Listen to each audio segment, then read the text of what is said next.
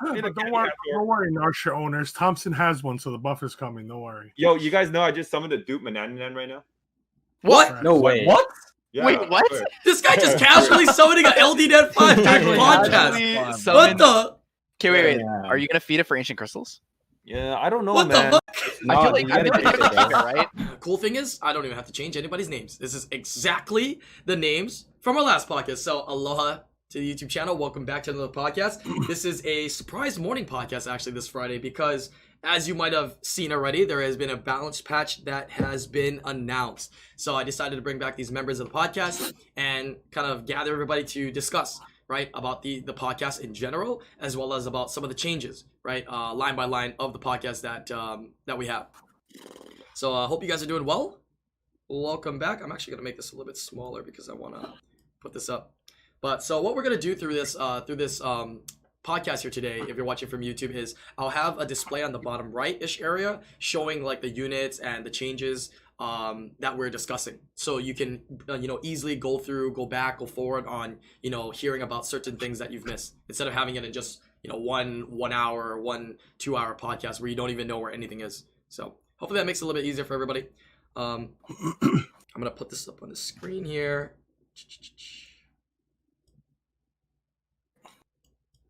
Wait just one moment. Yeah. Hopefully that's okay. Yeah, it's a little big, huh? That's what she said. Sorry, but let's see. Yeah, it should be okay. We cover half of or 1/3 of Waika's screen, but you still see Waika's as a whole, so it's good. It's cool. It's all right. Just cover me, bro. It's no big deal. No, you're good. You're good. Yeah, hopefully it's legible. Chat, what do you guys think? You guys can see that pretty easily? Yeah, you can see it. It says Beast Riders and just okay. So yeah, let's just dive right into the podcast. I don't know, what should we start with, guys? Do you guys want to give, should we just get it? Yeah, let's just get into it. I was gonna say we can give our thoughts on it. From beginning to end, let's just go by order. Okay, sure, let's do it. Top down. Yeah. Sure. Let's go ahead and start off. What I have on the screen so far, guys, if you guys are following along on the balance patch, is the 3 Beast Riders, the Dark Ninja, and the Dark Skydancer. That's what's up on the board right now that we're going to start to discuss.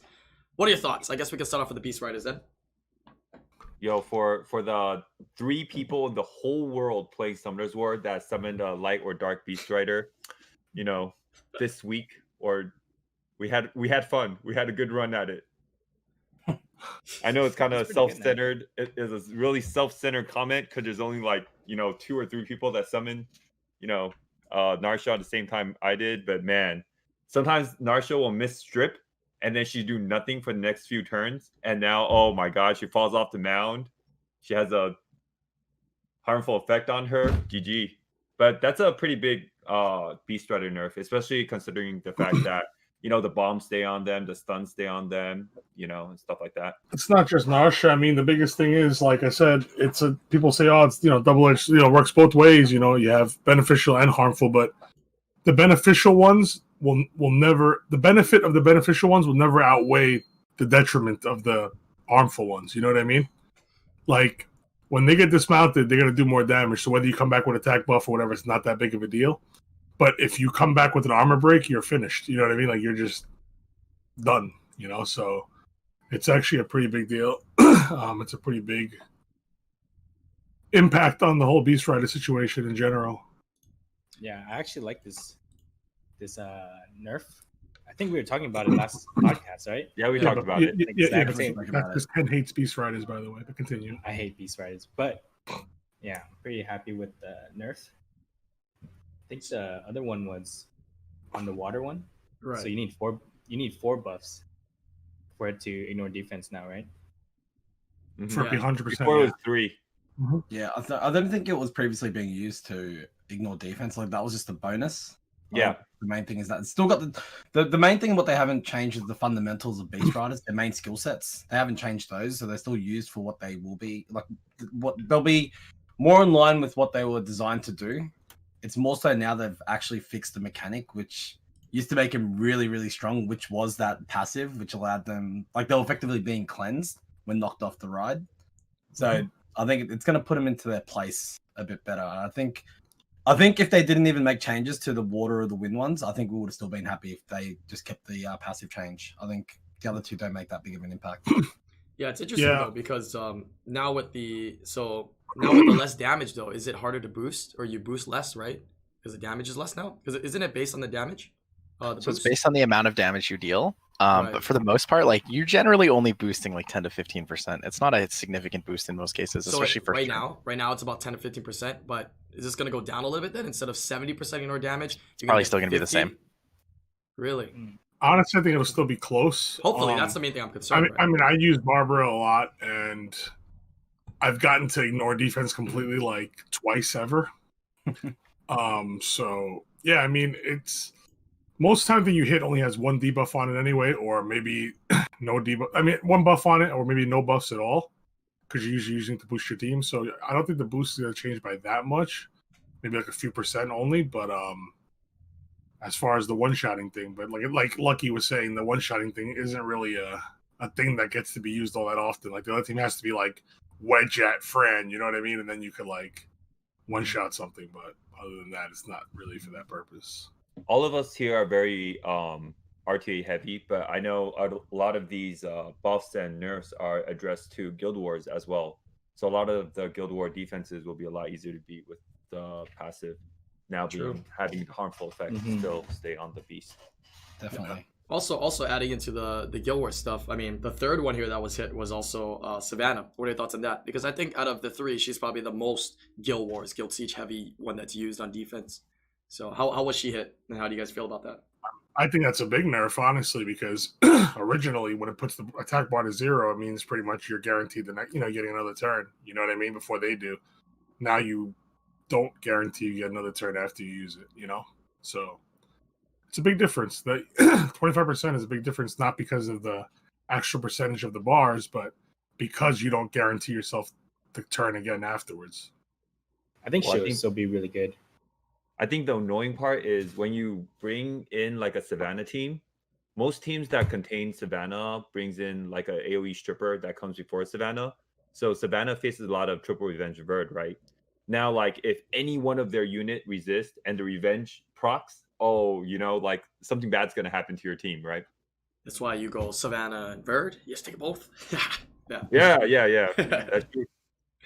The thing is with, I mean, the thing with Savannah nerf I find is like it's nice because now you actually have to have the speed difference. Like even with the speed buff, normally like you're guaranteed to take the extra turn if you knock them back, right?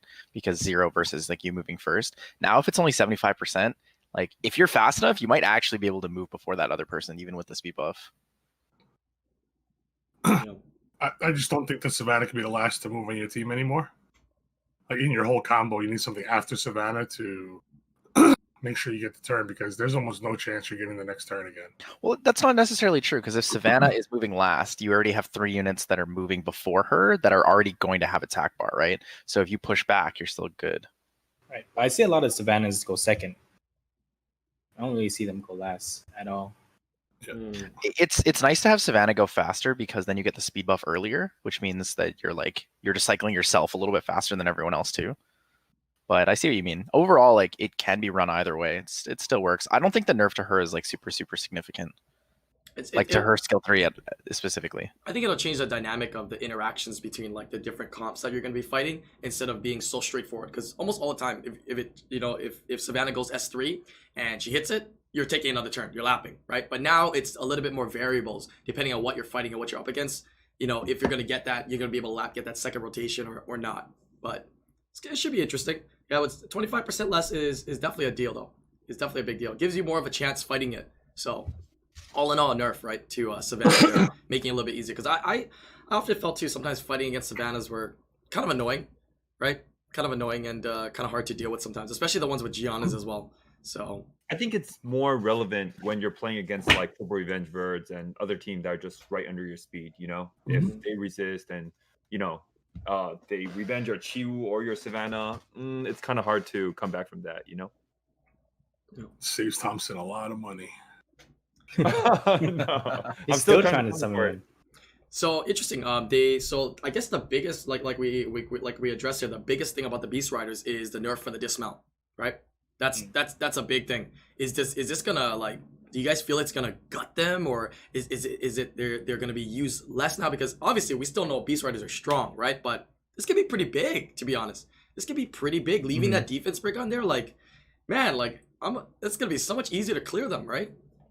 In my opinion, with this change, I've always had a hard time thinking like if I should build my Masha speed crit damage attack or speed crit damage HP, or HP crit damage attack, vice versa, right? But I think with this change, it's better to put your Beast Rider on like some type of speed crit damage HP with like good attack substats. So straying away from the damage, maybe straying away more from the damage and leaning more towards the utility. Then is what you're trying to say.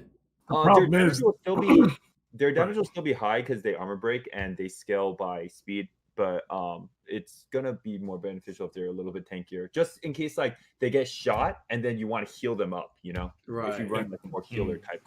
The issue is that even with that, like if your armor broken, they're so soft out of beast form that like no matter how tanky you make it, you still get one shot by anything. Yo, you got defense break, dude. A support touches it. If it's defense break, you're dead. Like a Triana touches it with defense break. It's pretty much. But dead. What doesn't die on a defense break almost nowadays? I mean, Triana. Right. What I'm saying is right, but think of what I'm saying. So are you saying to build it more tanky so you don't get dismounted as easy? Is that what you're trying to say? I'm saying build it tanky enough so at least you could throw in a heal in there if you're bringing a friend. Before you get dismounted. Yeah, obviously before dismount. Okay, so that makes sense. That's fine, yeah. So I think you should still go speed crit damage attack and maybe just get HP subs. Because I feel like even if it's tanky, it won't. If it was tankier, it won't do as much damage as it should.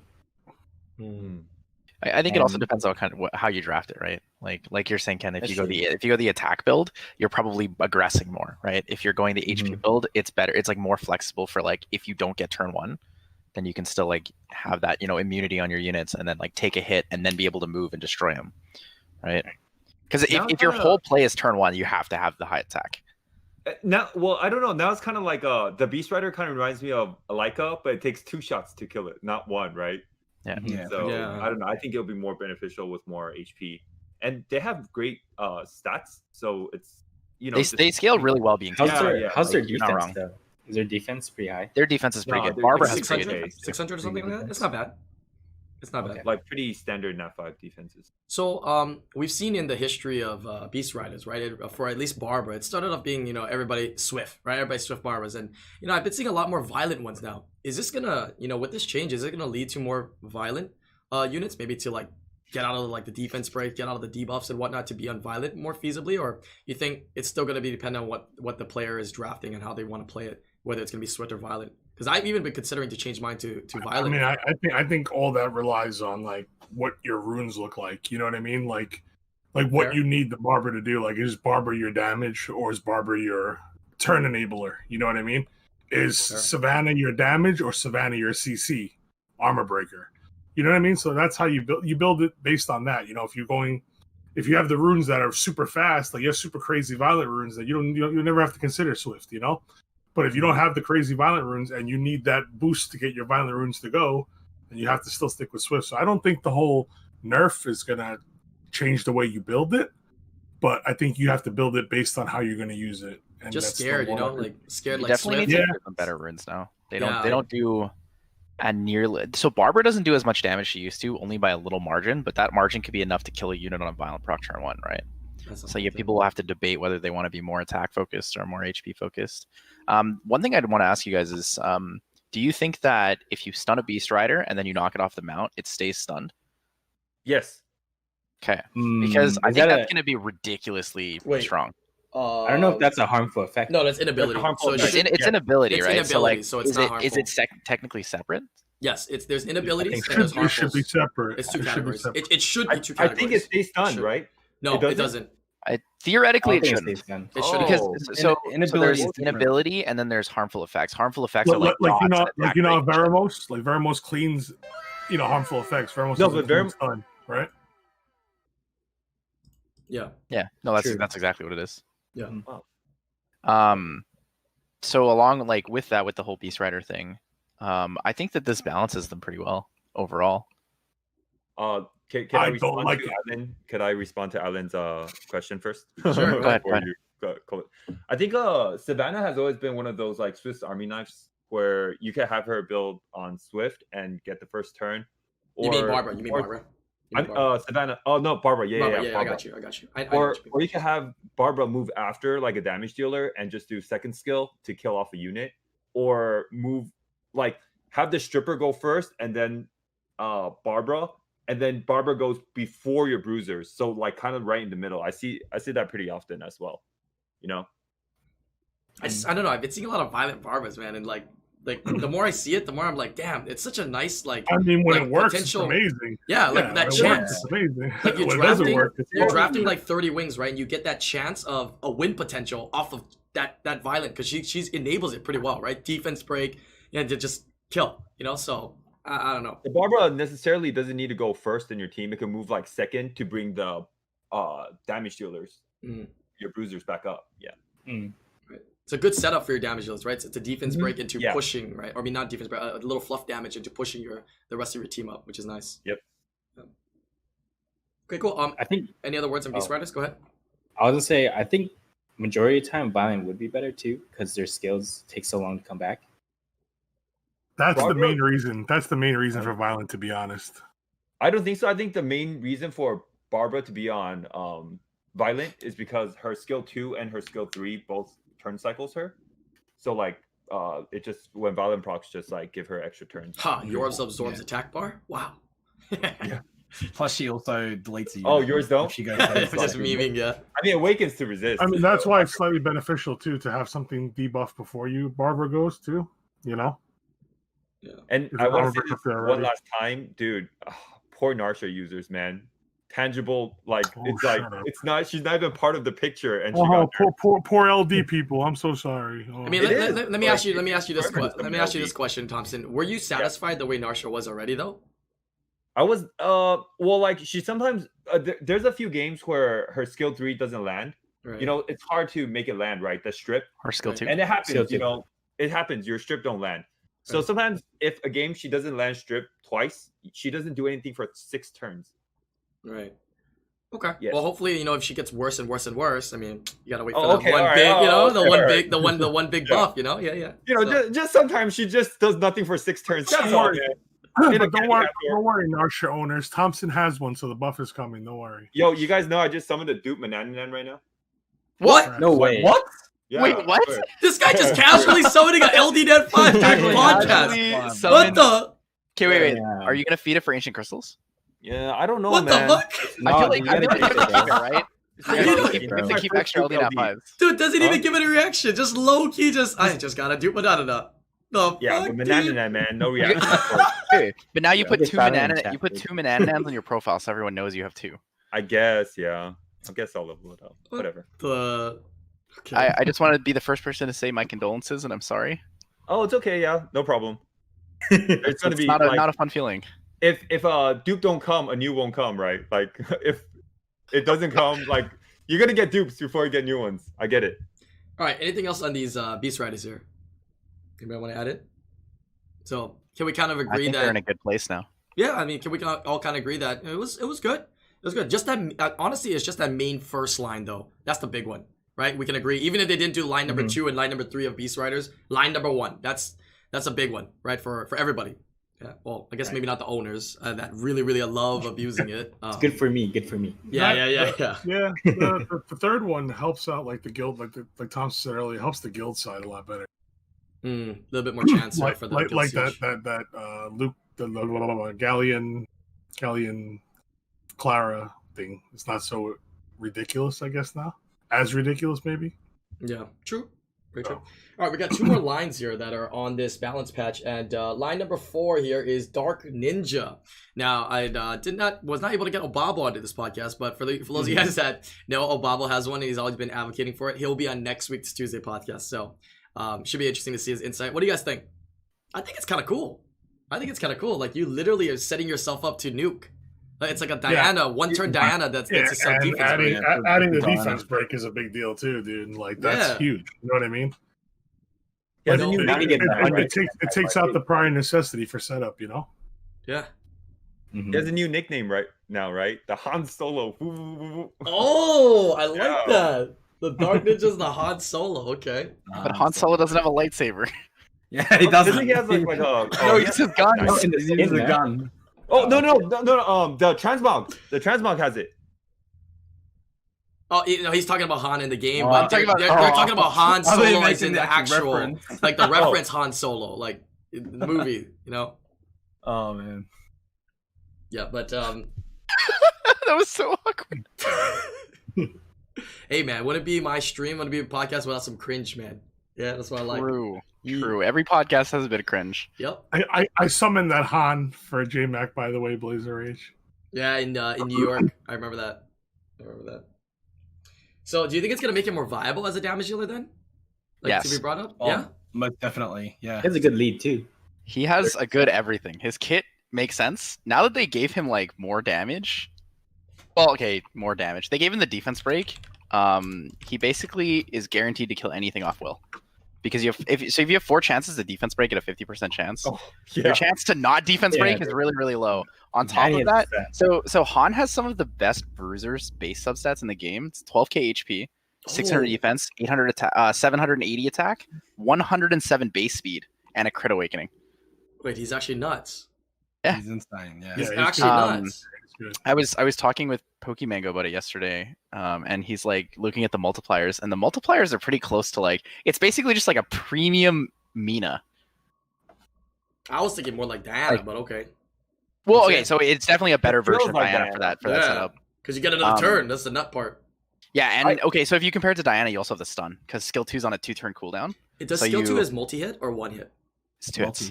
Ooh, Scarlet's- so if you Scarlet's just skill kill 2. anything through Triana, then you don't even care. Scarlet's skill 2, yeah. Yeah, you fluff damage everything with defense break, and then Triana doesn't even get to do anything. Oh And my! his skill 1 speed scaling too. Wait, that's The nuts. best part about Han, I don't think is his stats because you could get skills from you could get stats from runes. But the best part about Han is something Daphnis doesn't have. Because you bring Daphnis in, you're scared of it shooting like a Shiho or it shooting like some type of water unit, Amelia, right? But with Han, something doesn't have will on there, you're not scared to go in on it. Because it gives glance. Yeah. Oh yeah, that's right. The other thing is with Han, you're not really scared of Leica or Gagger or anything because you do so much damage that you can control us. you can really hurt those units, right? You kill Leica. You can kill Leica one turn. One turn, yeah. Even if Han doesn't can. kill, the next unit moving after Han's going to kill that unit. No, Han moves himself. He's skilled 3s against 100% attack bar. Oh yeah, he moves again.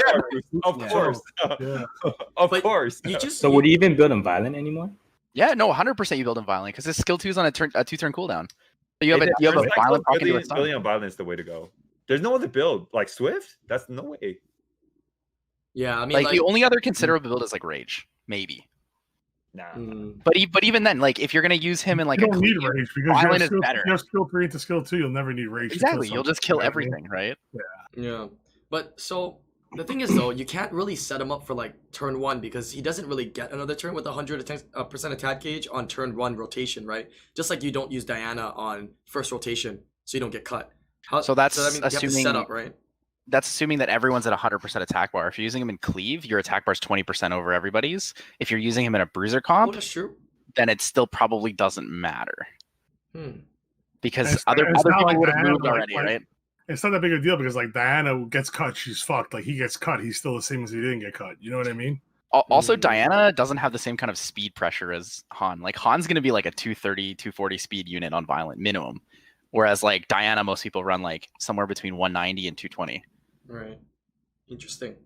You think any of these Han users also have Gianna? Because that's kind of gross as well. Yeah. Yeah. Han Gianna, Han Bearing is coming out. Because That shit's coming out. if you guys don't know, it has a speed lead, right? 30% for dark, just like the Gallows 30% for fire, right? 30% dark. Damn. Oh yeah, Big time, bro. Bearing might pop out again. A lot of people think that thing sucks, but that thing's not a bad stripper. Yeah, it was stripper. It's got silence as well, right? So solid unit. That's gonna be pretty gross. Okay. How about the last one that we got here on the screen, which is Sky Dancers? Okay. Sky Dancer, the dark one, right? Everybody's been crying about it for a while. The people that own the dark one. I think she's gonna be really good, especially with people that do cleaves. Because imagine bringing her and Bastet, right? It's either you ban her with the 28 speed lead or the Bastet, and they both gain attack bar with the heal. So I think she'd be pretty good. Honestly, the scaling change, is like low key a big deal too. So you're not, you know what I mean? Like you don't have to be forced to build it like too squishy if you're using it for that purpose. So, but the bigger thing is what Ken's saying is it's a second attack bar with boost. It's a big deal, and the 28 speed lead, obviously. Yeah, it's a skill too. So isn't it only like 2-3 turn cooldown? Yeah, it's like 3 turns. Mhm. Yeah, it's fast, dude. If you think about it, this thing is a healing machine, man. It says 20% of your max HP. How much is that? How much do you think what a normal Woolly Young would have if in RTA? Probably like 30. crit damage. Probably 30 with towers.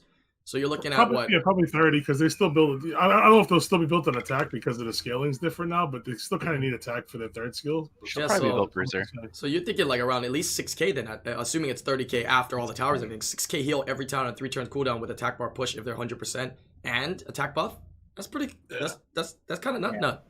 But you'll probably build her on Swift now too, though. I don't think. Yeah, I The was best just thing gonna say about that. her was that like the only other unit that has a similar thing that she does, which is a speed lead and an attack bar gauge or boost, is Wedgeat. She's the only other unit now that they've introduced to the game that has a speed lead and an attack bar boost. That does Both something. LD Nat 5s, by the way. Both LD Nat 5s, yeah. She's So still the only one with 28% 28. speed lead. Yeah. Yeah, she's faster as well. So 28 speed lead with the 15% attack bar boost. She becomes like a Beast Rider's best friend almost. I actually feel differently from I know you guys all agree, and probably like 99% of chat agrees that to put the Wo Young on Swift to get that first turn. But I feel like if you're running it, especially if you're running it with Bastet and you want like just like option select for them to ban either speed lead and you still get first turn, I think like putting her on Swift is a huge waste because like the clause is if she heals first and then she boosts. But if it was like she boosts and then she heals, then definitely on Swift is the only way. But like if it's on Violent, you heal first and then you boost, then Violent should be better, especially like her skill is like 3 turn cooldown. And she can self attack Because right now, and third skill. so her second skill though right now is based. It's like it only boosts based if you are 100% Max HP. HP. Mm-hmm.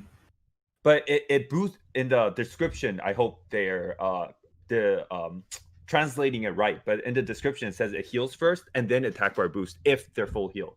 Isn't that? So you can actually I like. know, but that's why you want her first, right? Isn't that That's better? Isn't it better? It's like that, If or you you would want the be boost full HP. first? You want the boost then the heal.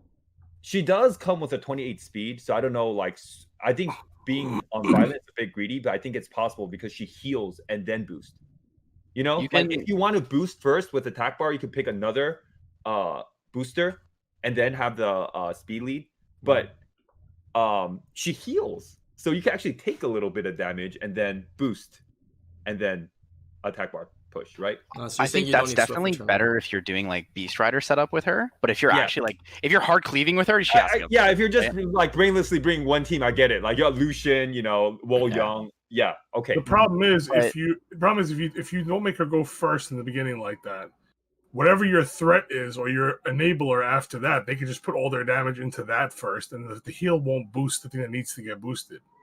You know what I'm saying? Like, let's say your team is Wo Young, attack break XX. You just put all the damage on the attack breaker. I mean, the armor breaker, and then the heal won't boost the armor breaker, and then your team just kind of did nothing that turn. Actually, if you Right? think of it, all they have to do is I think about 6k. If you do 6 to 8k damage on any unit, it's not going to be a boost. Right. It's not going to get Well, boosted. that's what I'm saying. So all you have to do is like Right. interrupt your armor breaker or interrupt your stripper or something, and then you do nothing. You know what I mean? That's like their whole team kind of have to attack, but also that's most of the time they're gonna ban the Wo Young, right? Because it's a speed lead. Yeah, it's going to be a So, big like, ban. I think it's it's okay to be greedier and put her on Violent and just speed tune your monsters to go one after the other. It Right. depends what kind of comp you're going. I think Exactly. Well, yeah. Obviously, that's Violent's very better good. on everything. think Violent's better on Violent's anything. good You know, enough. but Yeah, Violent. I Depends on think the Violent. comp, The more I'm bro. thinking about it, Violent's pretty good at her because attack buff into her own S3 is kind of nice because she does I- damage. She if I hurts. pull She her, hurts. Definitely, I want her to be more flexible in my draft in case like you're in a tournament or whatever. I would definitely put her on Violent. Just because she heals and then she attack bar boost. Go ahead, Tyler. overall, I think one of the things that we're kind of missing is like because they changed the way her skill 2 works, like she's no longer cohesive for her own kit. Because she's like this damage deal style bruiser, right? Like her scaling is similar to like a Justice setup, right? It's a longer cooldown, but it's similar to a Justice and how much damage it actually deals. The problem with it is that now people want to build her with more HP. So if they build her as a bruiser, she doesn't get a strong heal, and she's probably not fast enough, right? If they build her as a support, she's fast enough, but she doesn't do any damage. So she's in this like position where she's like not sure what she should be position wise, but there's so much potential with this unit because the kit is really cool, right? Speed lead, attack bar boost, attack buff is so unbelievably unique and really strong for like cleave setup or like fast beast rider team setup, stuff like that, right? Like you could even use this with fast Daphne setups where you don't necessarily need to be going first, right? With the Wolyung, like your Daphnis could snipe, your Barber could move, and then your Wolyung could move afterwards, and then you can have a Vert or something, or like another unit take a turn 2 after, right? Or you can do Chiwu Wolyung with like a Savannah and something else, right? You have these opportunities for this super, super unique kit, but I think that if you go violent on her, it's gonna be really, really hard to use her for most things. That's just my 2 cents. I think she's really, she has the potential to be good on violent, but I don't think like 99.9% of players can make it work. I think But that also, if you're go ahead. You first. No, you you first. go. Okay, I think if you want it on violent, it's like you take that 300 Swift set, right? That 300 whatever 310 Swift set, you put it on her, and let's just say you do have that 310 Swift set. After her first turn, she does nothing for the rest of the game because you have to give like crit damage, crit rate. So I don't think she needs that 310 speed Swift set, right? Oh, okay. We're making her Because if she comes through, she has a 28% speed lead, right? So But you want I mean, that, so you want theoretically, speed. she only needs to be like the 290 and then give her damage. Whoa. Then 290 you definitely put her 290 on is- violent. Yeah, 290 you're on the wrong side of town. Maybe it depends on the range of ranks. But what I'm thinking Yeah. is because Wolyung with this kit, I think I give her a lot more value. I think she's gonna be really strong now, especially for the players that are end game that are really focusing on RTA. So I actually think they're gonna put their violent sets on it. They might put one of their best damage dealing super fast vial sets on it and run her on that. That's what I think. Tyler is in our ranks now because before stream he showed us his rank and he's G2, G3. Yeah. Oh, I mean because G1, G2. So yeah. I secured my G1, thank you. Yeah. Grats. I Lux hacked Barian last night for my G1. I felt bad. Antares is a broken unit. I will never deny that. Antares is disgusting. So I think If only he were in this balance patch. Yeah, this unit is the one to look out for that people will start using. Like, I want to see this in more top rank competitive play. They have it in storage. I know those top players. They have it. They have this one, dude. They have this one. I want to see Seisho bring his Wolyung back because he used to use a Wolyung, Gemini, Lagmarin, Diana, and Theomar's team, and he was like very, very strong, rank 400 to 300 consistently with that team. So like now that they buffed the Wolyung, I think he'll be able to make some fun shit with that. I'm just thinking, like, it's hard to put the rune efficiency on the Wolyung, but then when you make her violent, I don't have a Wolyung, so I'm just speculating right now. If you put her, if you do put her on violent, isn't Fran just better? I think Fran's still better. Fran's still better. always So then, better, like, yeah. she has to be on Swift. Then. That's the problem with But it's weird because how do you have like a 310 Swift set to put on her? But the issue is with Wolyung too is like you put her on Swift, she does that one thing, and then she does nothing for fucking 3 turns. You know what I mean? Like, she literally does nothing for 3 turns, like nothing.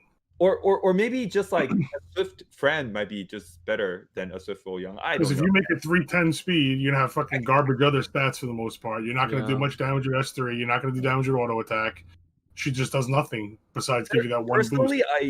Personally, I do see flaws in her kit right now because like she's HP, but she needs attack and all that other stuff. But I'm really excited to see people like break it open. People that do have the Wolyung, you know. Yeah, I Just think if you 310 on if you for don't- damage. Yeah, I think if you don't cleave, right, I think it's going to be a lot harder to use now than it was before. It's going to definitely suit people that do arena, for example, because of the 28 lead. So you can definitely do like Wolyung, Leo, Devolution to pretty much any That's so Trident good. defense. That's so Think good. about it that way, right? You can never Yeah, fit in 'cause the speed 28 lead lead. before. Wolyung, Exactly. Kabila, Devolution could be good well, too. Yeah, there you Yeah. go. There's Nothing's so many more outspeeding you. combinations. 45% attack bar is a lot. It's a very good arena unit now. Yeah, so it makes a pretty big difference. Like outside of RTA, I think this change to a kit makes her more usable. I think it's just very awkward when you look at her skill set, right? It's very awkward. This is why, like, in my head, it just makes sense to put her on violent, right? Because like she needs HP to heal, but she needs attack for her third skill. So is it do I value to heal, or do I take the second turn after she buffs? I hit them really hard with my third skill, right? Her attack buff is also now only 2 turns instead of 3, and it's got a conditional attack bar boost. It's kind of really awkward if it doesn't take. It is.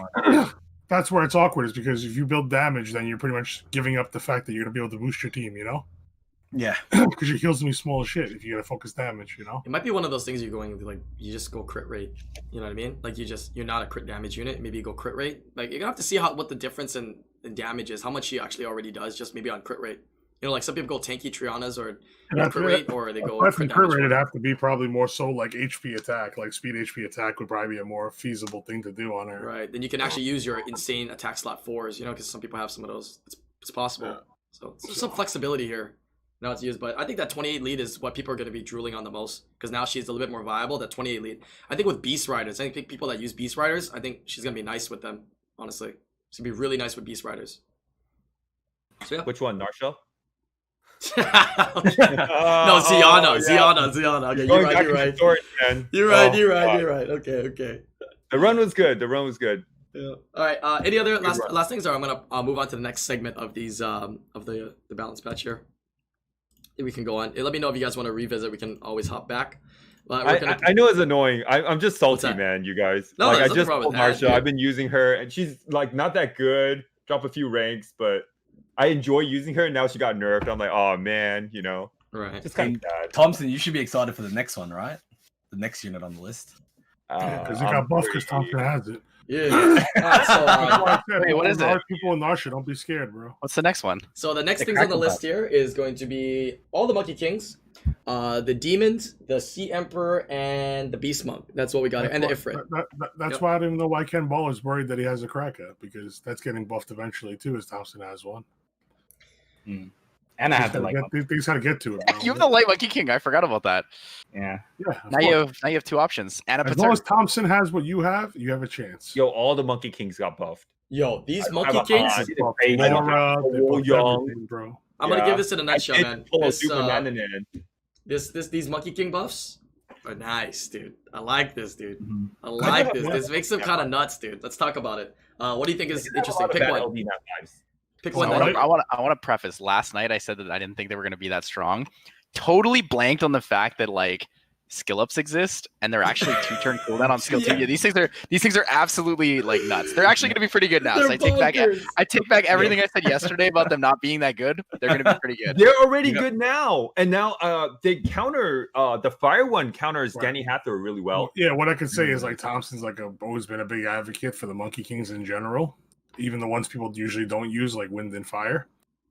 Thompson was probably for a long time the only person in the world left using Fire Monkey King. He's the only one in the world that says the name right too. But so, you know, they are a lot better now. The cooldown on I tell you, anytime a unit gets a cooldown reduction on any skill, it's amazing. Yeah. Kenna, you're muted. Am I muted? No, he's good. I'm talking. I hear you. Oh. Yeah. You're just not listening. Thompson's one of the people that can say the names of the Monkey Kings. Can you say them all really quick? I feel like you say it more than one time. 花果山、美猴王、齐天大圣、孙悟空。There. See, got them all, dude. Thompson sounds like the kid in school where the teacher says, "Hello, can you please say that out loud?" Their names, like, why? Their names are just segments of a saying of the Monkey. I would feel like a tool when IslandGrown makes me do this, man. Chinese with Thompson. I appreciate you saying it. I feel less like a tool. Thank you. Chinese with Thompson. We're starting my second YouTube channel. We're gonna be like Chinese with Thompson. That's gonna be my next YouTube channel. So I like Monkey King. I mean, Light Monkey King was waiting for this one because they just buffed the Light Succubus. I'm like, are you serious? They do the same thing, but Light Succubus is like a million times better. But Light Succubus doesn't kill it. Has a leader skill. Light Succubus doesn't kill Antares very well compared to Kitian, because he's got I think his damage output's way better. No, not true. You don't think so? You think the heal block on her skill 2 is enough? The sleep on skill 1. Yeah. The sleep on skill 1 controls Antares the whole time. He has a stun on skill 1 though. Yeah, and he does twice her damage as well. Bro, you all know I use Speed Awakening. and 50%. I use Light Monkey King, and my Light Monkey King still has a really, really good set on him. No, I'm saying after the buff, but I think he'll be a lot better than Arya in this sense. No, after the buff. I'm talking about post buff, pre-buff. Pre-buff. Like I'm crazy. Oh, okay, my bad. I misheard you. My bad. No, not even. After the buff, it's way better. It's guaranteed. It's guaranteed the bar, dude. After the buff, it's better than the Arya. I didn't see this coming from Comp to us, but this is like Christmas came early for me. The bar seems like a lot though. 50% per debuff is a lot. Yeah. Not when there's triple revenge vert. Why? But if you complete them to 0, they still don't move though. Technically. But in that situation, wouldn't it be like, okay, then why does first get a full turn attack bar? You know? Okay, do you think they get put slow and slept and then the attack bar decreases? Yes, that's what it states over here. That's how it reads. Okay. After attacking. Attacking, yeah. So would it revenge it if it sleeps? It won't revenge if it sleeps it. Right? It won't revenge if it sleeps. Yeah, it won't revenge if it sleeps. So actually, you don't have to worry about that, Thompson. Yeah, technically. But why would it revenge if you sleep it? It makes no sense. There is another unit Light Monkey King has to worry about, and the unit is called Juno. Yeah, I guess, but that's always been a unit that people have been working around now, especially when you're using.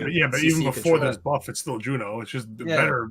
It's better now. Now it's zeros Juno instead of exactly Juno, right? Now you can just tunnel Juno a lot easier. Yeah, it's actually better against. I mean, let's be real. You use Hathor, you've already played against Juno a lot, but Hathor can't kill it. But Light Monkey King can kill Juno, right? She does damage, right? He's a damage dealer. Man, it doesn't look good for Hathor this season, man. It's with the Fire Monkey King buff. Oh man. Yeah, let's talk about that. Okay, so Fire Monkey King buff. So Fire Monkey King, Wind Monkey King, let's not skip it. Let's do water first. We didn't do water. Oh yeah, water. Okay. Water Monkey King here. Attack 4 times, change to attack 6 times. The total inflicted damage increases by 2%. So the amount of damage is going to be spread out now into 6 hits. But the damage increase will be increased by 2%. Is this better? I mean, or is it worse? People are saying it's a nerf. Some people think it's better. I mean, it's never going to be a nerf because it's for extra strip chances, right? Right, and I think strip chances.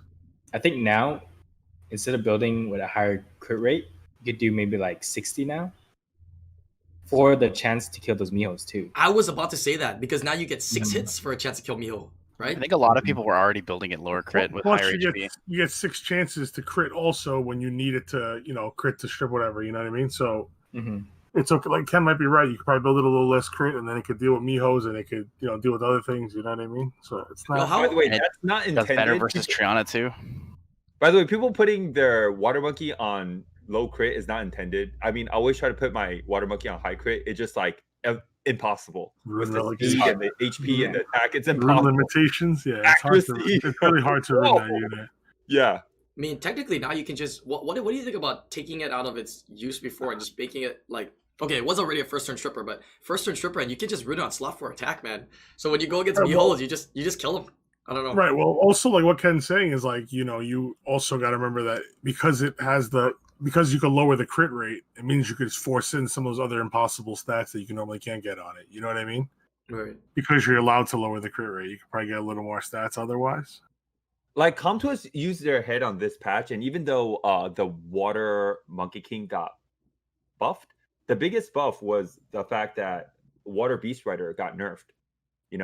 So like it's kind of cool, Yeah, it brings him back into play a bit more. The issue was like Barbara essentially became that number 1 water unit.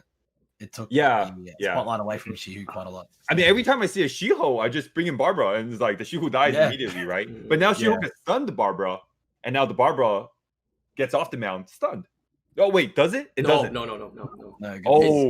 It shouldn't, but we don't know. So we're working under an assumption here because it could go either way. It could be a translation is weird, right? Well, it shouldn't. Okay, is the word for it. It shouldn't. Until someone tests it. That'll be kind of weird, right? Because you Okeanos and you control, and then you knock it off the mound, and it's completely cleansed. Mezia in chat. I don't think that Water Monkey was in need of a buff. It's just kind of like if they work on all the other ones and don't do something to him, people are going to complain, right? Well, he's already good. I mean, that's not a way to think of it. I think the right way to think of it is that he fell off though. He fell off the meta. He fell off. But this little buff didn't make him better didn't put him back on the map. It's like Thompson said, the nerf to Barbara puts him back on the map. Yeah. Like this buff has nothing to do with Monkey being on or off the map. It was off the map because Barbara's too good. So now Barber's not quote unquote too good anymore. There's a chance there'll be more Shiho usage again. All right, but the intention Honestly, of I think buffing- Vigor is what knocked him off the map, though. He was good until people realized Vigor was really good. Because Barber was out before Vigor was. Yeah, but it's a different Is story. it Because good Vigor against doesn't do Strip? what Vigor doesn't do what Shiho does. Barber does what Shiho does. So Barber is the real reason. Right, not but this Vigor. is all in hindsight, right? What I'm trying to say is that they buffing him because he fell off the map. Whether or not this exact buff, after reading it, they tried to buff him to put him back on to the map. Is what I'm saying, right? Kyler, R5. Okay, yeah, sorry. Double Man. essence right now, bro. So I mean, it's Get out of here. Yeah. so. Do we think people are gonna use Monkey King more now then, right? Especially with the nerf to Barber and this little change to it as well. Is it enough? The thing about Shiho is kind of all in for a lot of accounts because the reason why he wasn't used is because his runes go so easily and quickly onto Barbara. We still have to test it to see if like Barbara's better or The thing is, he's still really hard to build. You know what I'm saying? Yeah, Like, exactly. It's not hard to build a Barbara. It's very hard to build a good Very Shiho. stat Like, intensive. if he does what he needs to do, he'll die in one hit. He wants him to not die in one hit, he doesn't do what he needs to do. You know what I mean? So Yeah. it's like it's very shaky unit, Shiho. And it's when it works, it's fucking fantastic. You know, skill 3 into skill 2 into full attack bar, skill 1, violent proc into skill 3. You know, but the point is like when it works, everything's good when it works. You know what I mean? But he's really hard to rune, so it's like getting him to work. Even if you get him to work, he's still not as effective as other units because the quality of runes on him doesn't get translated as much as on other units. I'm kind of excited to see the animation though. On a side note, like six cents gonna look super dope, man. It's take that long, bro. It's gonna take like 10 years. Ba, ba, ba, ba, ba, ba, ba. All right, now into the main Monkey Kings here. Yeah. The fire, the wind, and the dark have all decreased their cooldowns from 4 to 3, which we know with Devilmons is a 3 to 2-turn 2, right. cooldown. How W20? nuts is this? How nuts is this? Can we get a rundown actually? So the fire one, the skill 2 defense breaks, right? And Right, and heals. and heals. The wind one is defense break and gains 50% Half attack bar. gauge, which is insane, by the way, because now you got to think of it as it's a 1.5 turn cooldown, which is freaking nuts. And then what does the dark one do for that skill? Strip and armor break. Oh, Oh, So strip's first the into dark armor one break. is crazy now. He got the biggest benefit out of this change. He got the Dark eligible one's crazy trigger to every now. second I feel like attack. Strip armor break. I feel like his strip is not that reliable though. what on the dark. Sorry, steel buff. Sorry, not strip. Steel's the beneficial. what's the percent? Do you know of it proccing? Does anybody know? Yo, Tyler, you want to join Not back in? sure. I was gonna reinvite you. I have. Let's see. Okay, sorry. Yeah, I don't know The what wind his one self attack bar boost though. How Yeah. cool is that? Yeah. 1.5 turn, man. That's insane. He's gonna dish out so much freaking damage. So much Wind freaking monkey's damage. gonna be crazy. The dark one is is 100% strip rate. So maybe the ones that you've played against or used, maybe it's like low accuracy, but maybe you have a little bit of accuracy in there, should be good. Every other turn, strip and defense break. That Yeah, seems 100%. pretty That's pretty good. Hmm. Pretty good because now that you have a strip skill every single turn to rely on, right? So it's kind of nice. People say this patch is not as meta changing, but I feel like just the Fire Monkey King buff alone is pretty meta changing. I mean, I feel very insecure first picking Hathor nowadays with like they just slam Fire Monkey King. I'm not really gonna pick Okeano's first It's pick kind of now. funny because like you you know, know? they kind of have like the fire skill 2, the little bonus on his skill 2 like works perfectly into it too, right? People like are- to heal yourself to give you a little bit of sustain during the time where you're the only thing standing, you know? Yeah, the Fire Monkey King has like a 150 base speed. I'm exaggerating, of course, but base speed is insane. So people are going to put their grimiest, highest efficiency. You can think about it like the Vitally- amount of damage that Ganny Hathor Chi was going to put into you, like you're going to steal it all back in one hit. You know what I mean? And Now- if you now the proc build is next turn, you definitely steal it all smart. back again. You know, it's a big deal. Not even so much the armor break, the heal. You know, right? Oh, sorry, Patrick. You first. yeah, not even just the armor break, but the heal. You know, the healing part of it to help you sustain through to let your team have a chance to wake up is huge. You know. And you're such a big threat too. Like Fire Monkey Yeah. King, he hurts, man. I mean, all their S2s hurt. Like when you Yeah, certain that's what I was gonna skills, say. They all hurt for some reason. certain skills when like you see the animation and they go, like for some reason it makes you feel like this skill does a lot of damage, this skill doesn't. And for Monkey Kings that S2, Yeah. it just feels like it hurts a lot, dude. Like Yeah. they punch, dude. They punch. The way it looks, it's the animation. Yeah, it's the animation. They, like, Yeah. talk back, you know, like Yeah. So they pack a But punch. now all of them is so much better on violent because of like the low cooldown. Well, without a doubt, now. Mhm. Without a doubt, Yeah, back in the days, like vampire might be an option, but man, with this buff, no way. Why you need a vampire when you're healing every other turn with your fire Are you? king, right? If you violent proc, you heal every turn, bro. If you violent proc, you heal every turn. Is it a set amount? It's a set amount heal, right? Or is it how much you do? Yeah, it's damage, no? Pretty It's sure damage? it's It's off your damage. I think it might be set amount. If it's set amount, that's kind of nice actually. Yeah, 15% or something like that. Yeah, someone said 15, maybe 15, 30. Mm-hmm. Oh, 15%. Yeah, so it's set every time. So Are we really that scared of Fire Monkey King now? There's so many not good even water scared. units out there still that can kill him. I mean, I don't know. it's slot Yeah, but five. if you already Gani, Hathor, Chiwu in, like how much more water you have left? Yeah, it's a slot 5. Gani, Hathor, Chiwu, and then you pick Barbara and what's his name, Vigor. Like, I see that so much around. Yeah, I see people pick that all the time. Is it a But then slot 5 though? And then you ban one of them, and then you just fucking win the game. But it's not Fire Monkey versus 4. You know, it's Yeah, you have yeah. the rest of your team. Right. Well, You I mean, so okay. the So what Fire do you? Monkey What do you? It's just to stay alive long enough for your team to wake up. Is all it really comes down to.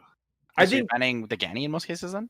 Well, here's the thing: you don't have to say like the team or whatever, but you're pretty messed up if you have to bring like 3 control units versus like 1 unit could take care of the 3 units. So It's just not that do you're the bringing math. that one control unit for that. Like all those units are synergetic together, right? Barbara has the defense break, gets the extra turn, gets the attack bar boost, has the strip. Vigor has the speed buff, and then the heal for your team, plus the defense break again. So Yes. like you're not picking these units because they're like the hard counters to the Fire Monkey King. You're Yeah, picking no, these but units because I'm they're good saying, like- against everything you bring against Gani Hathor. No. Like Fire Monkey King counters all 3 of those units, right? So you bring 2 units to counter 1 unit, and 1 unit's countering 3 units. You can do the math like that. But your Gani Hathor setup basically counters the whole. I mean, realistically, it counters the whole team, right? No, and then you could pick like double immunity. You could do whatever you want. Like Right, you can't also say that because you have to remember. But You have to I'm just remember saying, like, this monkey is going to be on revenge, right? that's why. So Like if it randomly stuns the Gani or Hathor, like your whole story's off targeted again. You know what I'm saying? That's all you needed to do is to stun one time, and their whole element is switched. You know what I Like think as their well? whole edge is turned back. Like even though there's a lot of like water units that are really good, Tyler, I feel like for them to want to touch Fire Monkey King is a risk as well because now he's gonna get more resistance. So how much can you land that defense break that you have to land defense break or you're not gonna kill him, right? ooh, resistance. So he gets resistance. Yeah. He's getting more damage now because you have to think, okay, am I gonna go for him? If I'm gonna go for him, I'm gonna go for him. Because usually when you fight Fire Monkey Kings, you're like, I'm gonna save him for last, right? Because he's been known to kind of sit there and do nothing technically, right? But I don't know. I think with higher resist, he can be pretty strong now. Right? Pretty Well, the strong other now. thing too is the secret part of his passive that everybody overlooks is the resistance in his passive. Everybody looks at the attack power buff on his passive. Nobody looks at the resistance. You know, you only need to build them with 50% resistance, and then all of a sudden they're not attack breaking you anymore. They're not glancing you anymore. You're a monster. See, the You know, thing, when you're at 200% and you're not being debuffed, you're a monster. a lot of people do that. They like ignore the Fire Monkey King till the end, right? Like you're saying. But I think early on, it's best to like land that early defense break and then control everyone, kill him first because he has low resistance at that point, right? You're using your 40 accuracy Barber, you're using your 40 accuracy. Well, if you're Vigor 50 or whatever, right? No, but if you're 50% you're 50% resistance from the start based on your runes. Barber skill 2 already puts you at 70%, right? Yeah, but the first hits the Skill 3. defense break, and if you're at 40, then you're already Right, but you're not already full defense countering it. first. You're pushing your team ahead first, aren't you? Not stripping for your Hathor to sleep. I mean, that depends, right? So you're saying you're banned the Chiwu in most of these cases, right? I think Regardless who you ban, didn't she was 100% strip every time? I So think the you're realistic. basing your argument on the perfect scenario, which obviously in this game, I don't know if it's just me, but the perfect scenario doesn't happen all that often.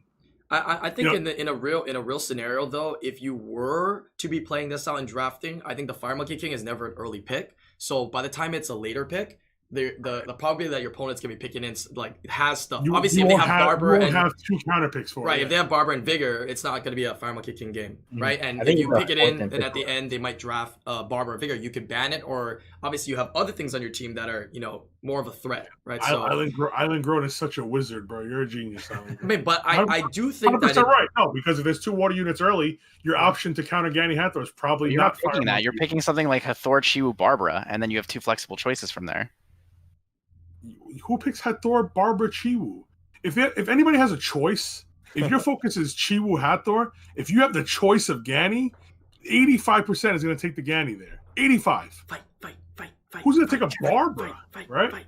You pick a Barbara when your Gani's gone or your Chiwu's gone. Like you pick Hathor first pick, they're going to pick Chiwu Gani. they're gonna pick Chiwu Fran. They're gonna pick Ganny Fran. Like you never get the perfect dream team. If you're the only one picking, maybe. Like how often you get the dream team? Do you use that comp? I mean, but Like, it is still something to worry about. I won 180 points in 2 days, almost exclusively using that comp. Then I need to queue and play the same retards you played against because I would love that. If I could pick Chiwu, Ganny, Hathor, I'd be at 80% win rate. My first 3 picks in almost every game were Hathor and then Barbara Daphnis or Barbara Chiwu.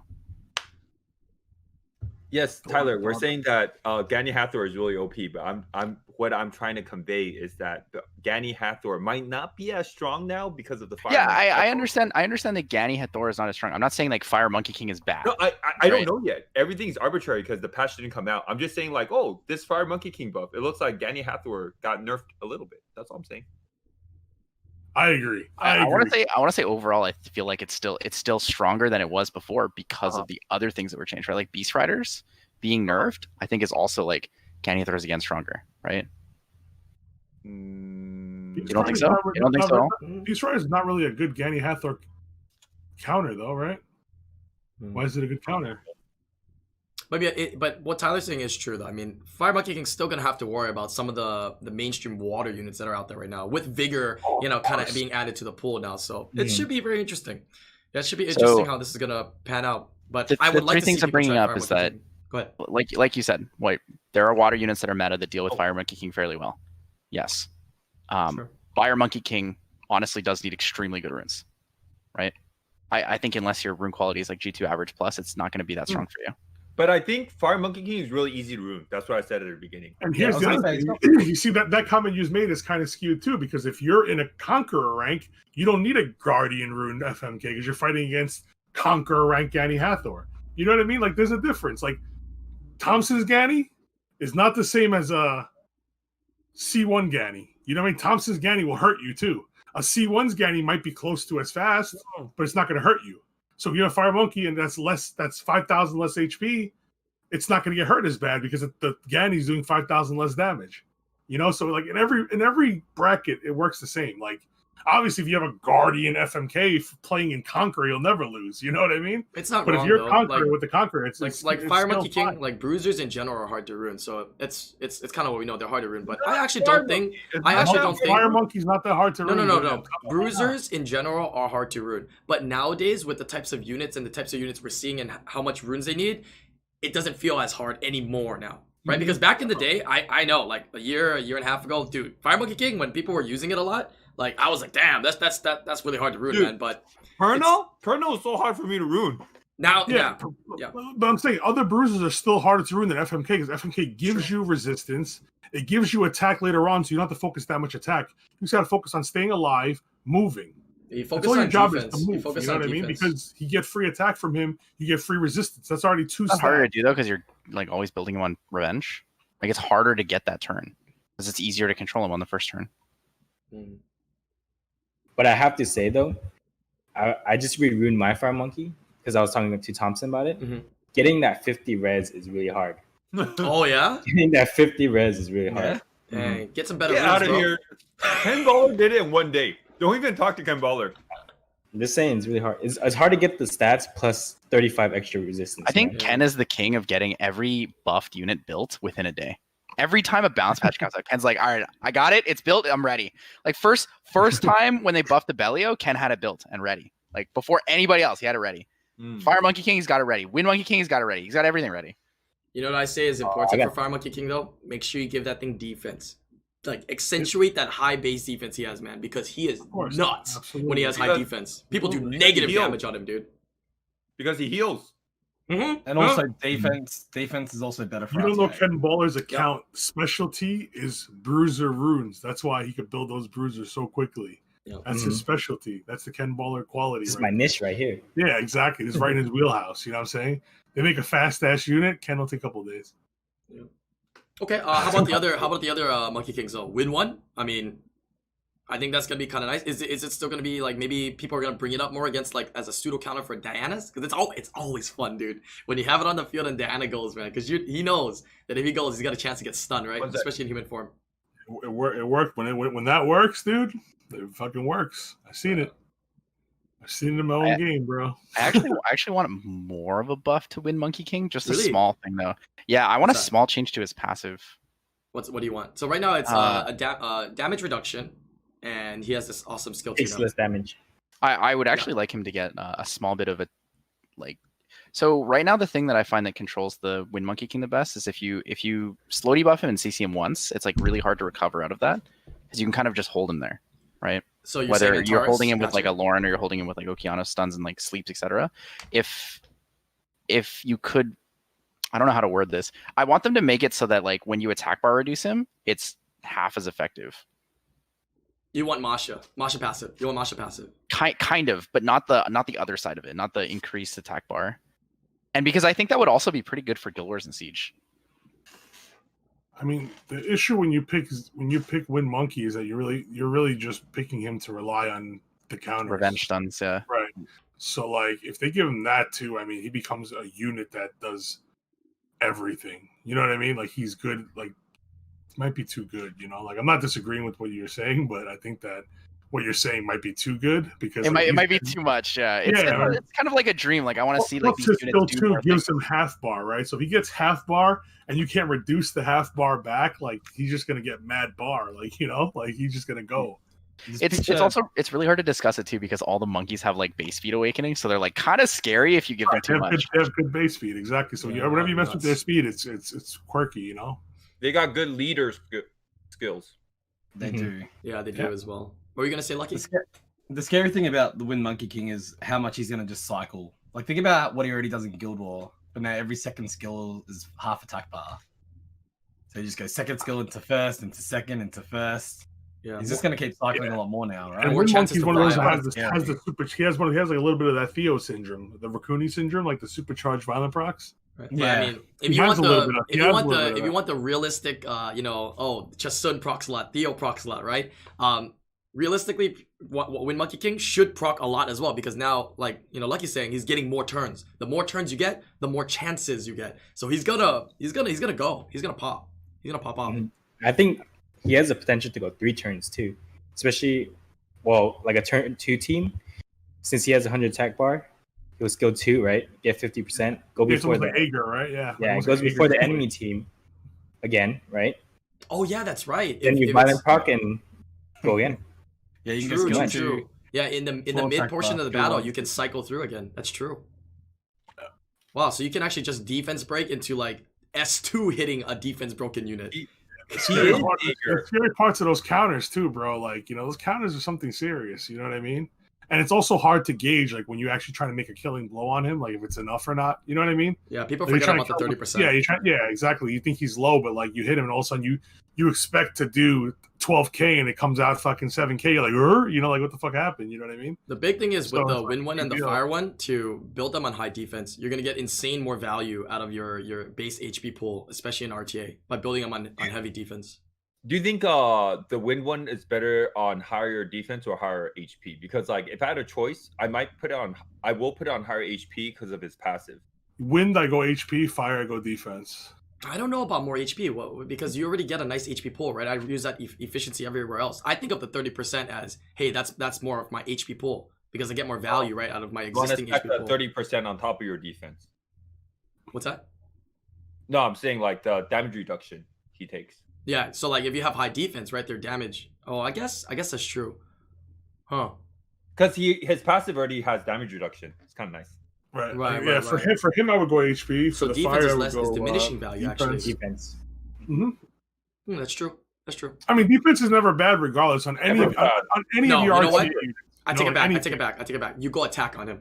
Make him be a big threat, and then don't go super heavy HP. You go enough and you benefit. Instead of going to defense, you go attack. Make him that heavy damage dealer. Kind of like the new. He's not really, but like The Wind he Nuke. turn cycles like the Wind Barbarian King. Yeah. Hrazbog, yeah. So okay, here's the toughest question that everyone's gonna ask. The How Water much Barbarian King, accuracy sorry. and how Water much Barbarian crit? King, not the Wind 40 Barbarian. 40 to 50. Well, Wind does the same thing with skill 40. 2. Oh, okay. 50%, yeah. I like So 40. how much accuracy and how much crit? Because I'm thinking like 30 accuracy, maybe a little more if you're lucky, and then like 75 crit. 30 accuracy is almost impossible to put on him. Mhm. Yeah, I know that's the hard part, but like people are gonna ask, how much accuracy do I put on him, right? I think like 10, 15, 20. I think accuracy is the last thing you 15 think to about. How resist, about Like It's like 2 innate 15% accuracies and innate. you're good, right? Yeah, like 15% innate resistance, so maybe like 15 to 20. You know, like Yeah, anything literally, it's one of those units where, like, everybody like, oh, I have Vanessa, right? I want high accuracy on Vanessa. That's usually generally not going to happen. I want high accuracy on Yun Hong. Generally, it's not going to happen.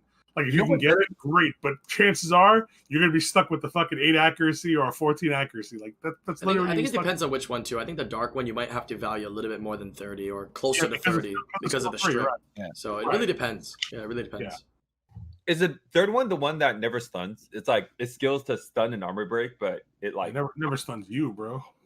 oh Wait, what skill? The dark Monkey. ones. Storm of clouds or It's, whatever. I think the Oh. stun chance is really low, It's and then the 75, isn't armor it? break chance is it's better, but then or vice versa. I don't know. I just don't think people build it with enough accuracy. That's all it is, really. The Dark Yeah, Monkey. they try to go damage. You go But good damage thing and about then that you one can is that thing accuracy. scales on HP, right? So that's kind of nice. Anything HP scaling is kind of nice. You go Could you tankier guys and you do check more the damage. Dark One's skill activation rate? Yeah, 60% activation rate. No, the Before skill ups? third skill. The 60%. Well, and after then skill ups, is It's 50%, and then with skill ups, it's 10 more. Oh, wow. So Oh, chat it says is pretty chat shit. says 60% stun, 100% defense break. Yeah, it's Yeah. 60% chance stuff. there you go. So it lands armor break, but it doesn't land stun. Right. So Thompson's talking about the stun. So I'm talking about the I'm stun. talking about the stun doesn't land. Yeah. Yeah, the stun he's talking about. 60% stun. Yeah. Wait, that's so gross though. You can S2 strip into like trying to stun and defense break AoE. Right, Wait, that's kind of right, gross. Yeah. It's Like Alex in chat, you say you have 40% accuracy on Yun Hong, right? But what does the rest of your stats look like? I can have 100% accuracy on Yun Hong. You know what I mean? It could also be +4 speed. Like it matters. Like the other. My point is, like, you could have accuracy on anything, but if you want to get to maximize the important stats first, you're going to lose out on accuracy and resist. Yeah, Young Hong's one of the hardest units to ruin in the game. Right. Without Okay. a doubt. Any other- I wouldn't personally underestimate accuracy on the Fire Monkey King either. I think focus on that as well. It is going to be pretty big. I mean, it's Like, important. Don't get me wrong. Yeah, Very but if you have important, to HP defense or accuracy, you're probably going to lean towards HP or But defense. I think mainly after this buff, he deserves better runes than most people do give him. A lot of times he does end up with those spare runes. Let's be real. Who actually Yeah, throws a deep, you're right. like throws one of their strongest rune sets on the Fire Monkey King? I think with this change and how strong he's going to be into, or how much he's going to make Gunny Hathor weaker, he's definitely worth investing a stronger rune set into. Whoa, Tyler, what the? I just got a despair and a swift or and a violent. Holy shit! Nice. Well, I think he doesn't have to be insanely fast, which is a nice Brian, part. don't care. Huh? Wait, what did you get? Nothing. You got I got grind a- edge. Really I got a bothered me. despair That and a was violent cool. speed legend grind.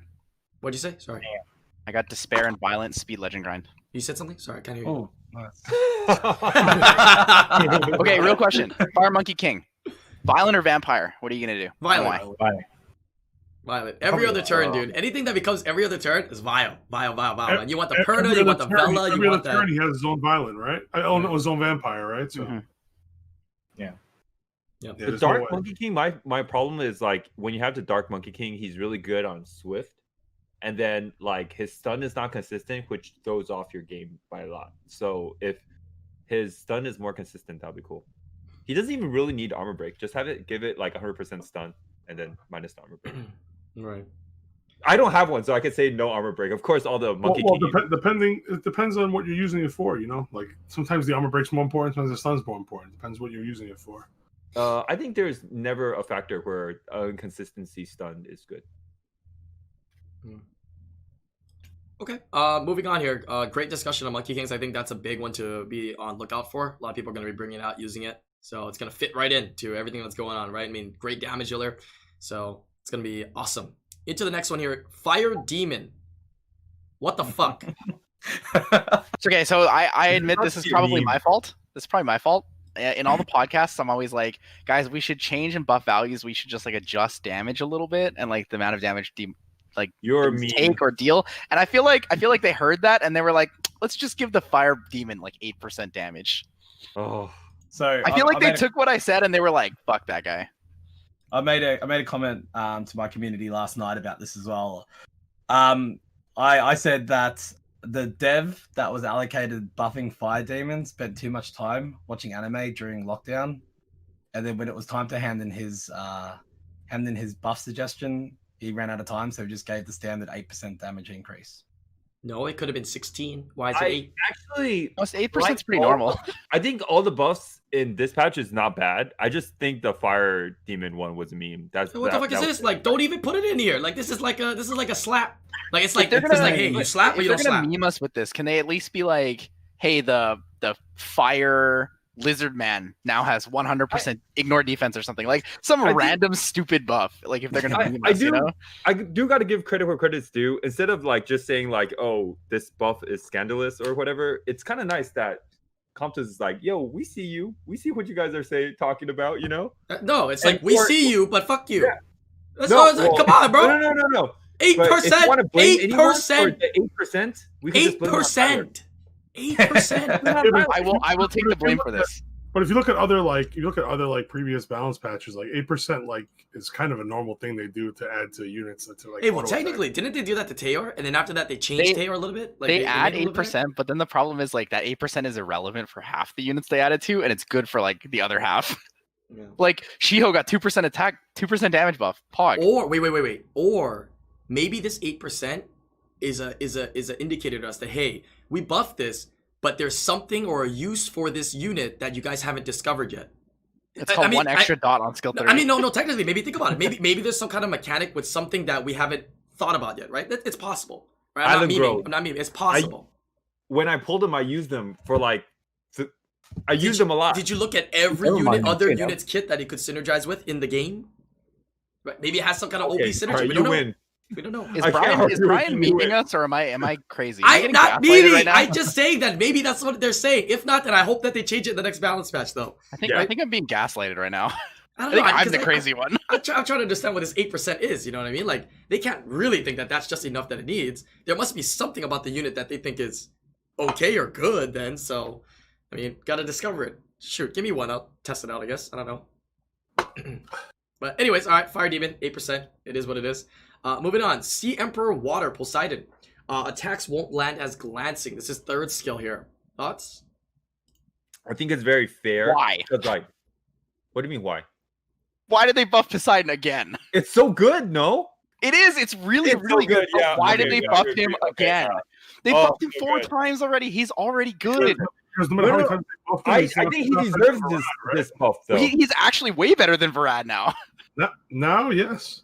I'm saying, but before, like, that's why they have to keep buffing because he's all these buffs. He's still not better than Varad. Honestly, people shit on Poseidon last patch. Poseidon was really good last patch. They changed his stats to be attack scaling, and he's speed scaling damage, and he pushes attack bar plus the slow debuff, and then he's 2-turn silence. His cooldowns are really low too. Like, he's actually a really good unit, even 4-turn before this 4-turn, one, right? I think so.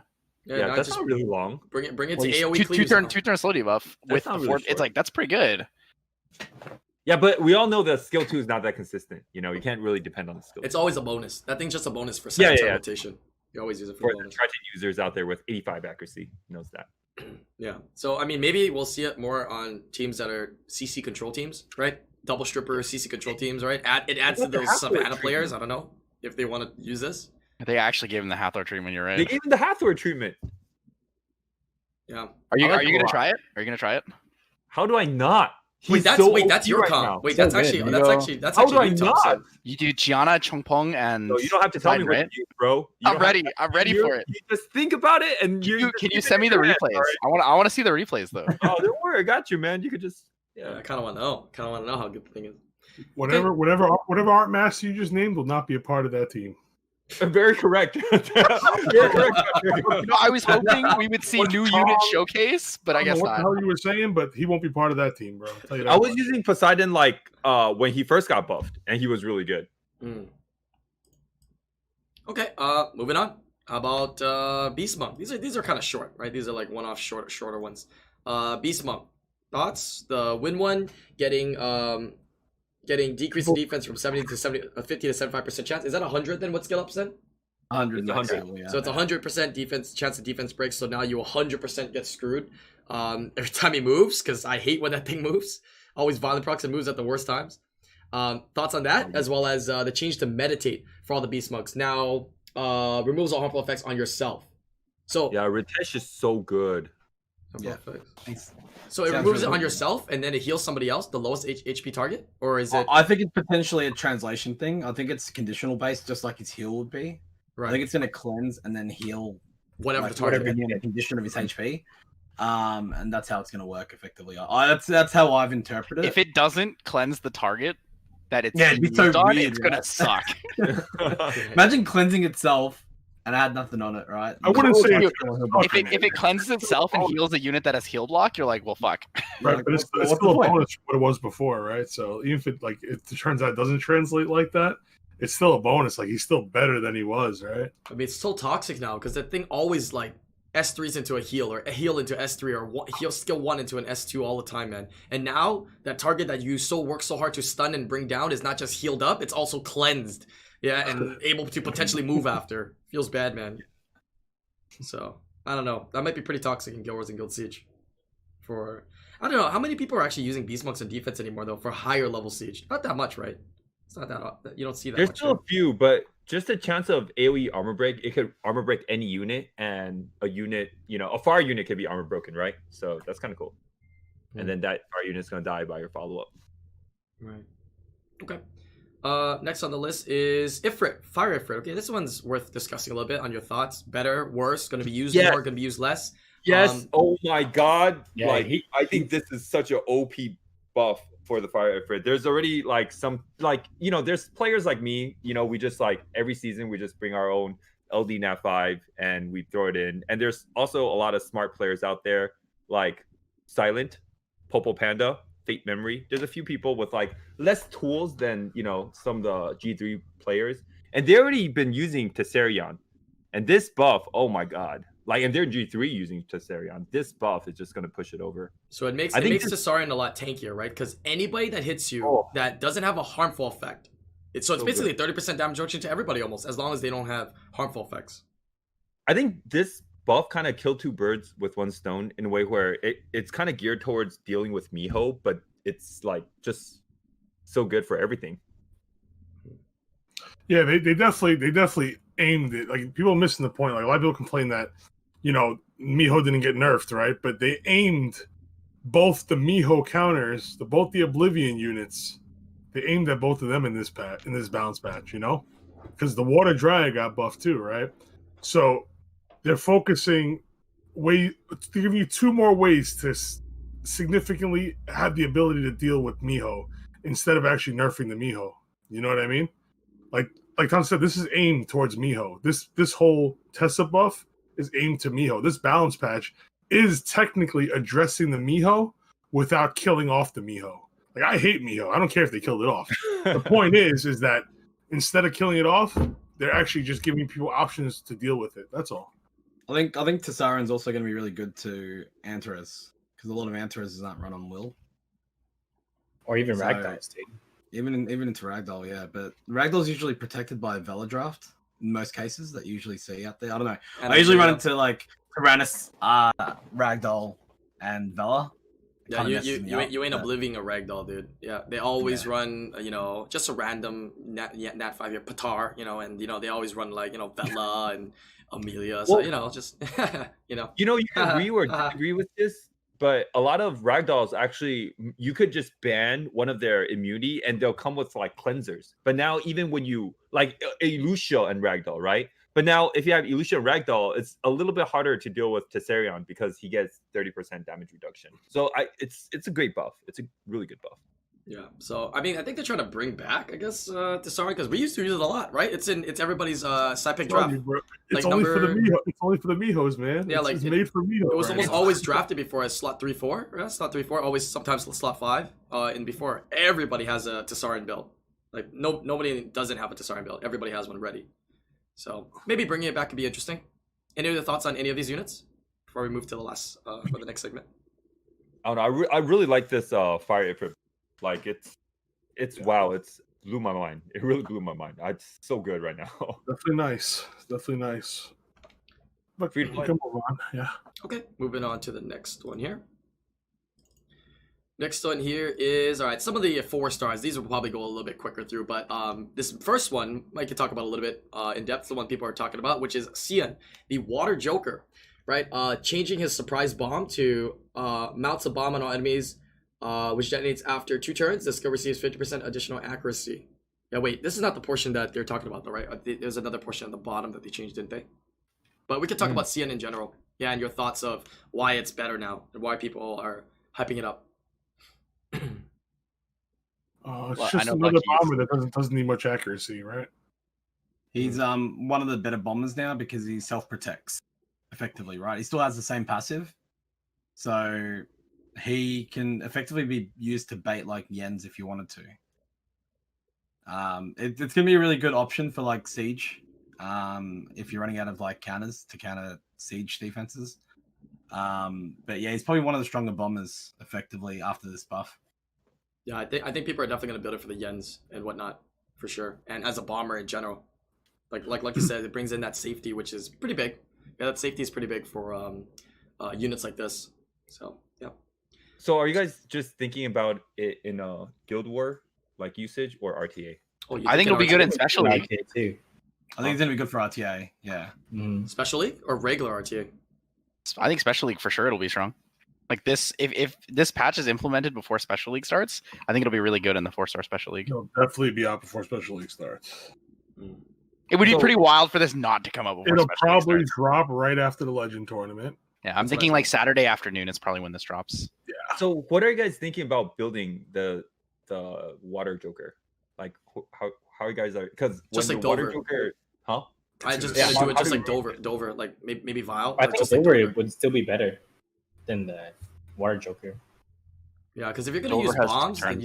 you have that third skill as well, Because right? even let's say she was like last alive and she does give out the bomb, she's gonna die next turn. So So I have an opinion with that. Like when I first saw the Water Joker and I saw the first thing I thought of is like put it on Will Nem.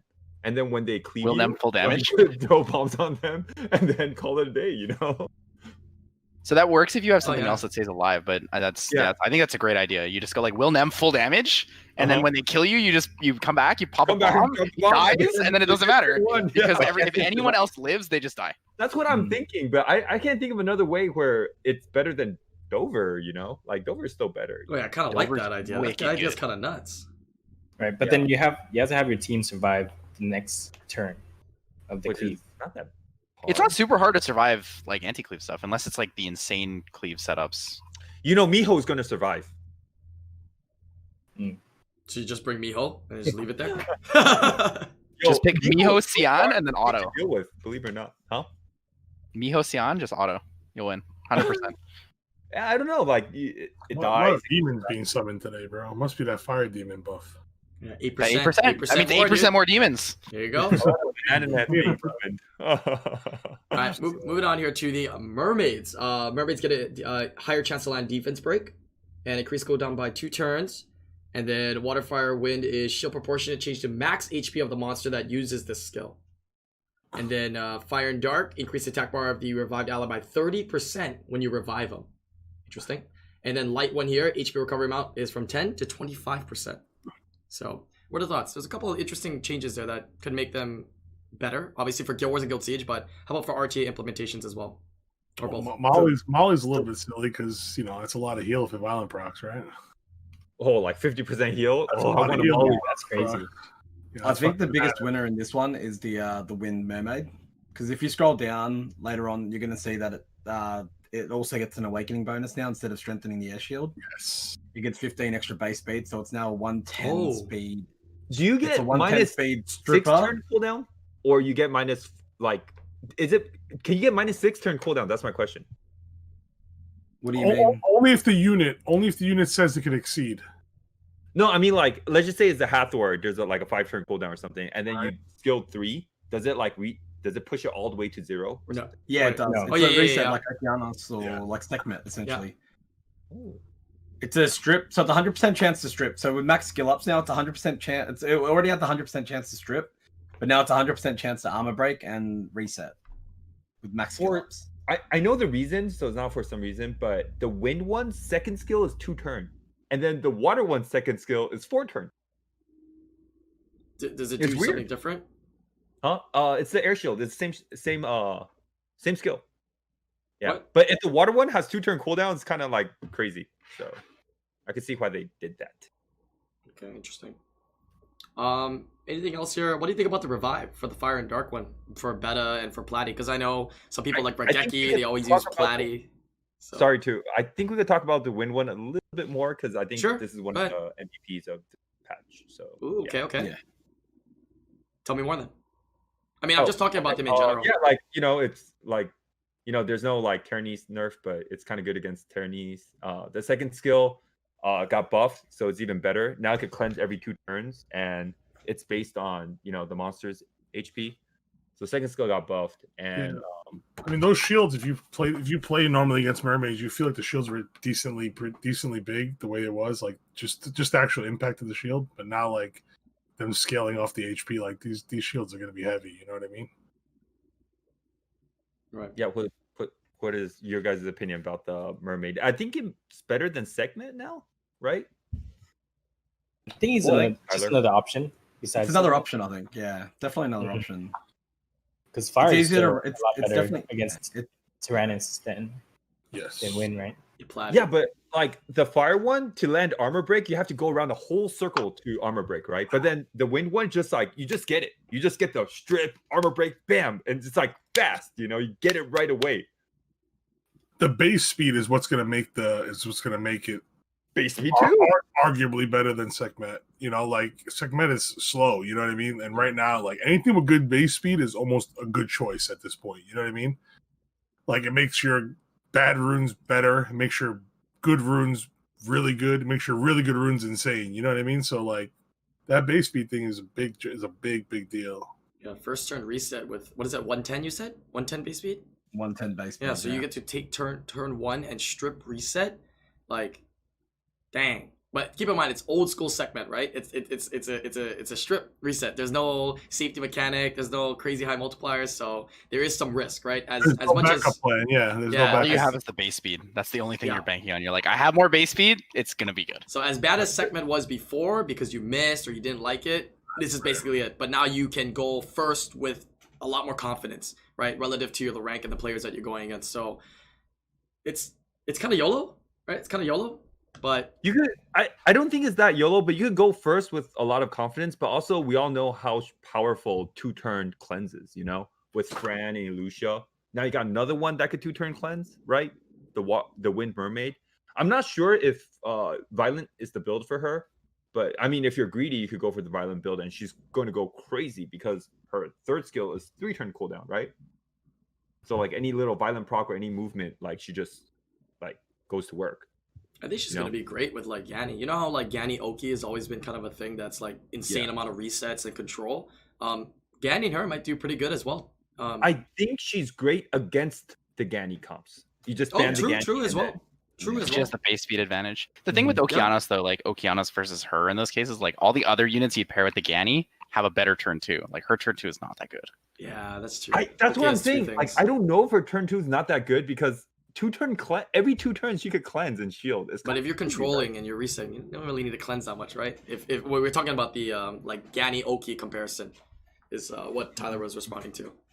Okay, how do you feel? Like, what do you mean, Tyler? Like, I don't think she'll be super strong or meta. She'll be a good option for people who lack certain units because of the base speed. Mhm. But I think a lot of people are gonna end up using her, like hoping that she, because if you miss the skill 3, right? You do nothing.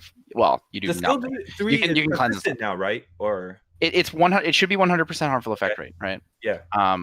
But the issue is like if you miss that, you don't have any like aggressive pressure. She's like a reset unit that has no aggressive pressure, right? She's like a defensive unit.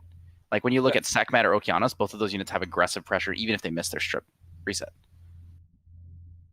Okay, like let's imagine. I know not everybody has this account, but let's imagine like the True Whale account, and now like he could run it with like Jaeger Ragdoll. He could run that instead of Sekhmet, and that first turn like armor breaks, cooldown.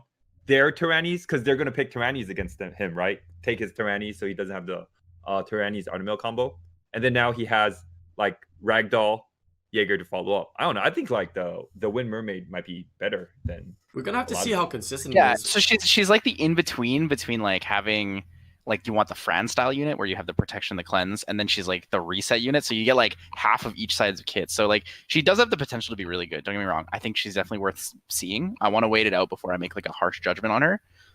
But I think a lot of people are going to find that she falls short of what they want her to be. So like what is how does this check? Like is it like one check strip, one check defense break, Three separate checks. Ooh. Okay. But that was my question. Does it like minus the cooldown? Like is it like 2-turn cooldown, 2-turn cooldown, 2-turn cooldown? No. It's one is a strip, one is a defense break, and the third hit is a reset. So it's by each hit.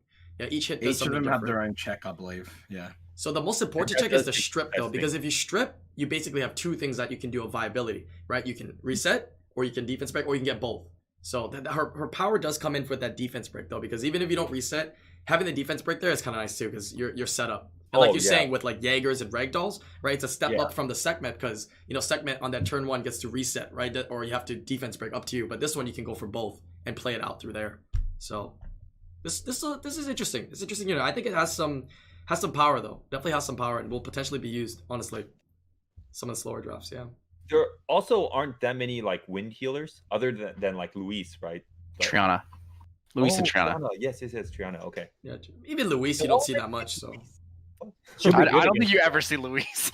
yeah, in RTAs, but in Guild Wars, I mean, yeah, you got Luis, you got Triana, old school Chasun, I guess, as the most classic of classic healers. Yeah. One thing to clarify: the armor break and reset is both second and third hit. Like each attack has a chance of armor breaking and resetting cooldown. So it's got 2 hits. The first hit is a strip. The second and third hit can armor break and reset. So it's got double the chance, right? So Interesting. At 100% chance rate. So it's gonna feel like Daphnis then, right? Daphnis, if you don't miss if you miss that strip, you're like, ah, crap. This one, if you miss the strip, then you're like, oh crap, because you're not landing defense break and you're not landing reset. So it's that feel of a 2 check. Okay, that's cool. Well, a 2 check with a double hit though on the second check, making the defense break and reset a little bit more consistent actually. Huh? So wait, that means that. Because sometimes even when you're using Sekhmet, you're using Sekhmet to reset on units that don't have will, right? Even okay, using on units that don't have will. So it means that skill is pretty damn consistent then, or should be, with a double check on both if the unit doesn't have will then. Huh. Yeah. It's interesting. Okay. Any other words on these mermaids here before we move on? No? Okay.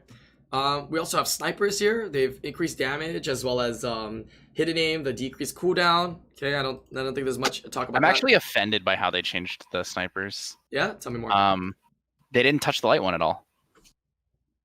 And the light one has like such a good kit in theory, but then if you miss strip, you don't do any damage. So like he's kind of that sounds like Narsha. Yeah, no, it's like if you miss strip, you literally do nothing, like at all. And his damage, even when you do strip, it actually isn't that good. Like, so it's even worse. What's his strip chance? Oh, even worse? What? Nani? Well, I mean, he's an F4. Hey, he's a lot weaker for that reason, right? Yeah, I like what they changed about the fire one because it makes him he makes more sense that he defense breaks the lowest HP unit instead of like a random unit. Like that makes way more sense, right? That's a good thing. But the thing is, when you're running a Magnum, you actually need accuracy because if you miss your strip, you fucking lose. Yeah. If you don't strip, you deal like 6k damage, even on 250 crit damage builds, right? If you land the strip with your 250 crit damage builds, you're hitting like 22k. So if you're hitting anything that's not like a Lucian, it does nothing. I like the win one. I like the win one. I think I like the win one too. Yeah, it looked like fun, yeah? Dude, it looks like fun, dude. You get a turn. Yeah. That's fun. Anything, or just you. But you know what you need though, right, Thompson? What? You need a molly. That's what you need. Yikes, Tom. Why did you do that? Yo, Thompson, I'll give you one. I have a dupe molly. Wow. You can have mine. No, but think about that synergy, dude. I have a molly IRL. I don't need one. Yeah, but think about that synergy, dude. That'd be pretty toxic, no? That'd be pretty toxic. Yeah, you're pretty toxic. Yeah. Wait, what? Come on. I'm joking. I know you are. I don't care. Yeah. But I'm not. No, but is it when you crit a teammate or when you crit him? I mean, when you glance anybody or when you glance him? Oh yeah, I don't know. Maybe him. If it's anybody, oh my god, bro, that thing is like, yeah. Wait. I wonder if it's anybody or just him because it doesn't really say anything in the wording. You guys want to check? I'm also kind of offended they buffed the Magic Knights too, like by what they did.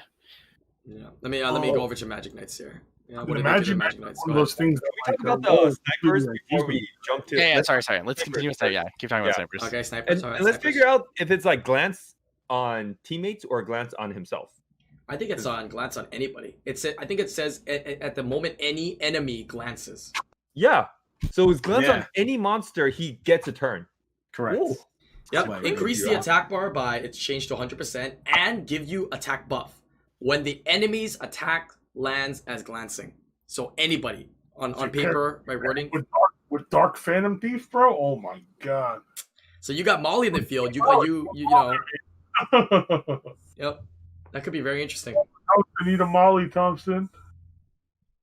Not to say anything, but I have Nephthys to go with her. So because Nephthys put AoE glance. But anyway, yeah. So that's pretty OP, man. Like it could cut. Maybe like put on Despair, or you guys want to put on Vampire or something. I'll try to go some nuke damage, man. Oh, just like rage. Yeah, just pretty hot pure damage. Yeah, go really high damage so that the moment that they're like, shoot, what do? I have to attack something. They attack and they get the glancing, you cut and you just nuke something. See, that's how you know I'm a dirty Artemil user, because when I see skills, I think, yeah, go Despair, you know. Speed, crit damage, HP, you know. Yeah. Yeah, kind of interesting. So I'm excited to mess around with that. Maybe do some tests with that one there. I think that one looks really fun to test. Oh, somebody said Vigor as well. Yeah, Vigor, anti-crit buff too. Oh my. True. True. You're going to be glancing left and right on everything. It's crazy. Yeah. Okay. Any other words on snipers? I mean, a lot of this got more interesting, maybe more fun to use, I guess. But yeah, I'm not seeing anything other than that. I think the win one is the winner out of that. That's going to be interesting. Yeah.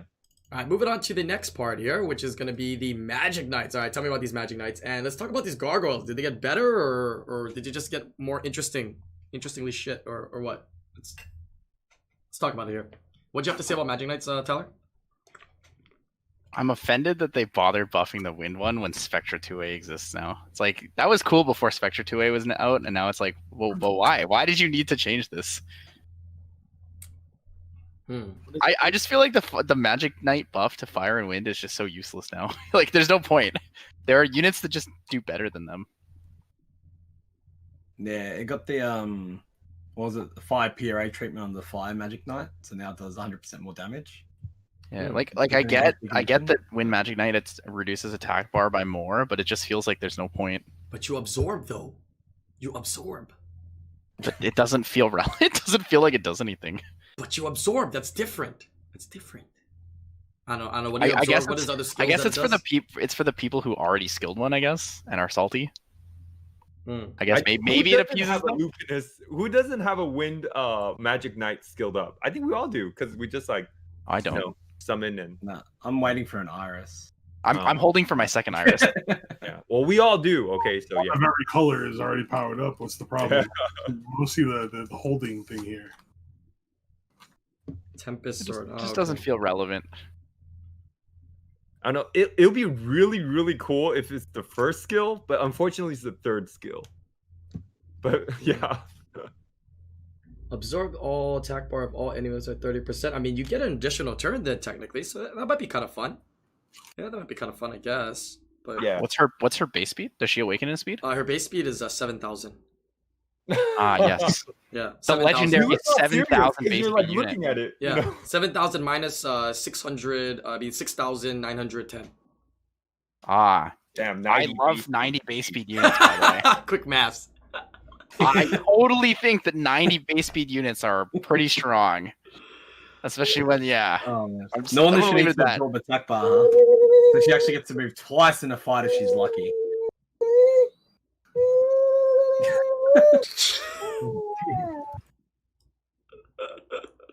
You're killing the podcast with cuteness, Pat. Yeah. I'm doing this thing lately. This thing. All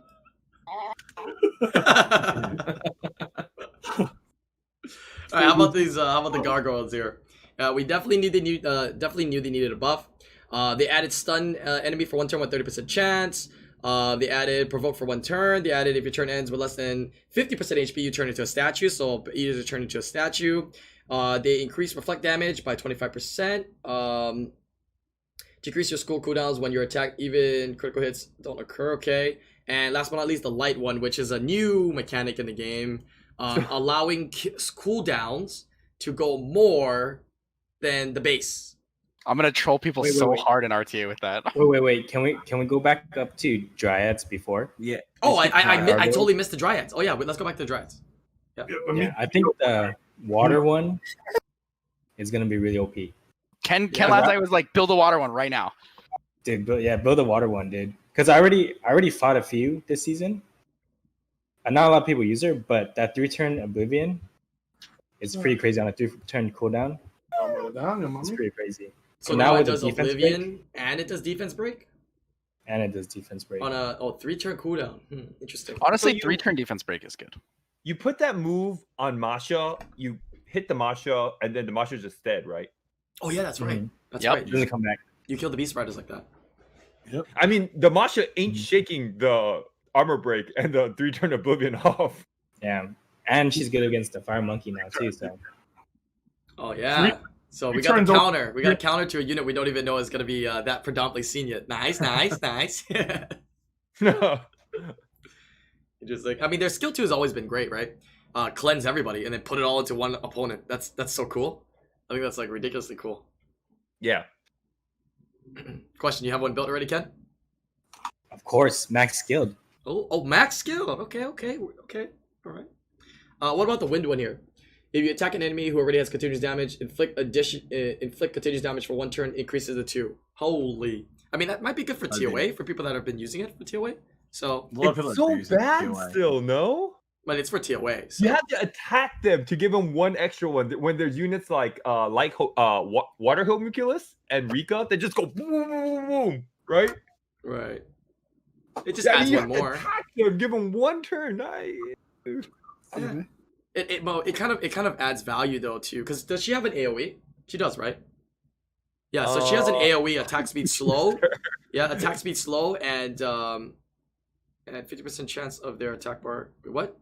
Decrease. Oh yeah, she's decrease attack. No good, right? No, it is. It decreases attack speed, decreases attack bar, and Okay. if you're using a TOA, you're on despair. Chance of despair stun, and then extra dot. So it kind of does a lot Okay, in one move okay. since it's a passive. If she has an AOE Okay. move, yeah. Yeah. But I think in most cases, like even in TOA, like the Water Homunculus or the Rika is just better. Right? Well, just put all 3 of them.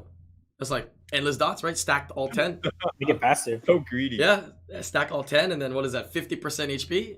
Boom, they're gone. And then next turn. ignite with Tattoo. Firefire. Yeah. Tattoo. No, I think the like fire just demon. like attack bar pushback or heals is better. But yeah, like I guess you can make a team out. Might be good for people without Rika. Some people are saying in chat, right? Because now you get the slow from this. So you don't have Rika. This is your Rika. Puts dots as well, I guess. Oh, a little budget okay. Rika. All right. With your water monkless. Yeah. Okay. And into gargoyles. Anything interesting? The only thing that I thought that might be interesting, I mean, it's because they have low base stats. It's what really makes them suck so much. Which one do you think is interesting? Because I have one I think is interesting. The light one, because it can Oh, extend cooldowns even further. So I thought that was a different You can mechanic. indefinitely extend cooldowns with that unit. Yeah. If you keep provoking and they keep hitting you, they never get to use their skills. But Yeah. I don't know. Think But you the light can't one- keep provoking. Huh? I think the light one would be really good with Nyx Oh. Oh yeah. because you get the 2-turn provoke. Oh true. You But know, only I 2 people have Nyx. So, no, there's a lot of better monsters with Nyx, but the wind one doesn't mean need Nyx, right? It does AoE provoke, and every time he gets hit, it drops the cooldown by 1. So he can AoE provoke every turn. And you reflect damage. And you affect damage, yes, but like, isn't the wind one the winner? out of So these forever gargoyles? provoking is what you're saying. You just keep provoke. Yeah. Provoke. Yeah. Isn't the wind one the winner out of these 4? I don't Yeah, know. it sounds like it. Out of all. Hmm. I like that. You guys look so bored when we talk about gargoyles. This is like we're talking about gargoyles. We got a full argument. It was like, oh yeah, monkey king, cool, and we're talking about gargoyles and everything. We're talking about a unit that has like no base speed. It doesn't really move right. I haven't used one before, so I don't really ever use the gargoyles regardless. So it's kind of like it's hard to I make just have a bunch of skills. comments about them. You don't use them. You know what I mean? Like, Yeah, I mean, like, think about it. What are gargoyles used for IRL? They just sit on top of a building, right? So, I mean, like, that's exactly what it does, but in our storage, right? So, hey. I like I like the fact that they've got the added stun on skill 1, but I wish they had like an inbuilt thing in their passive that allowed them to have like a chance to counter as well.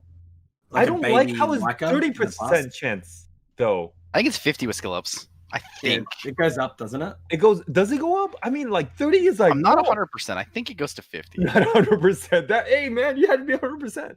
I mean, that could be cool. Yeah. I mean, yeah.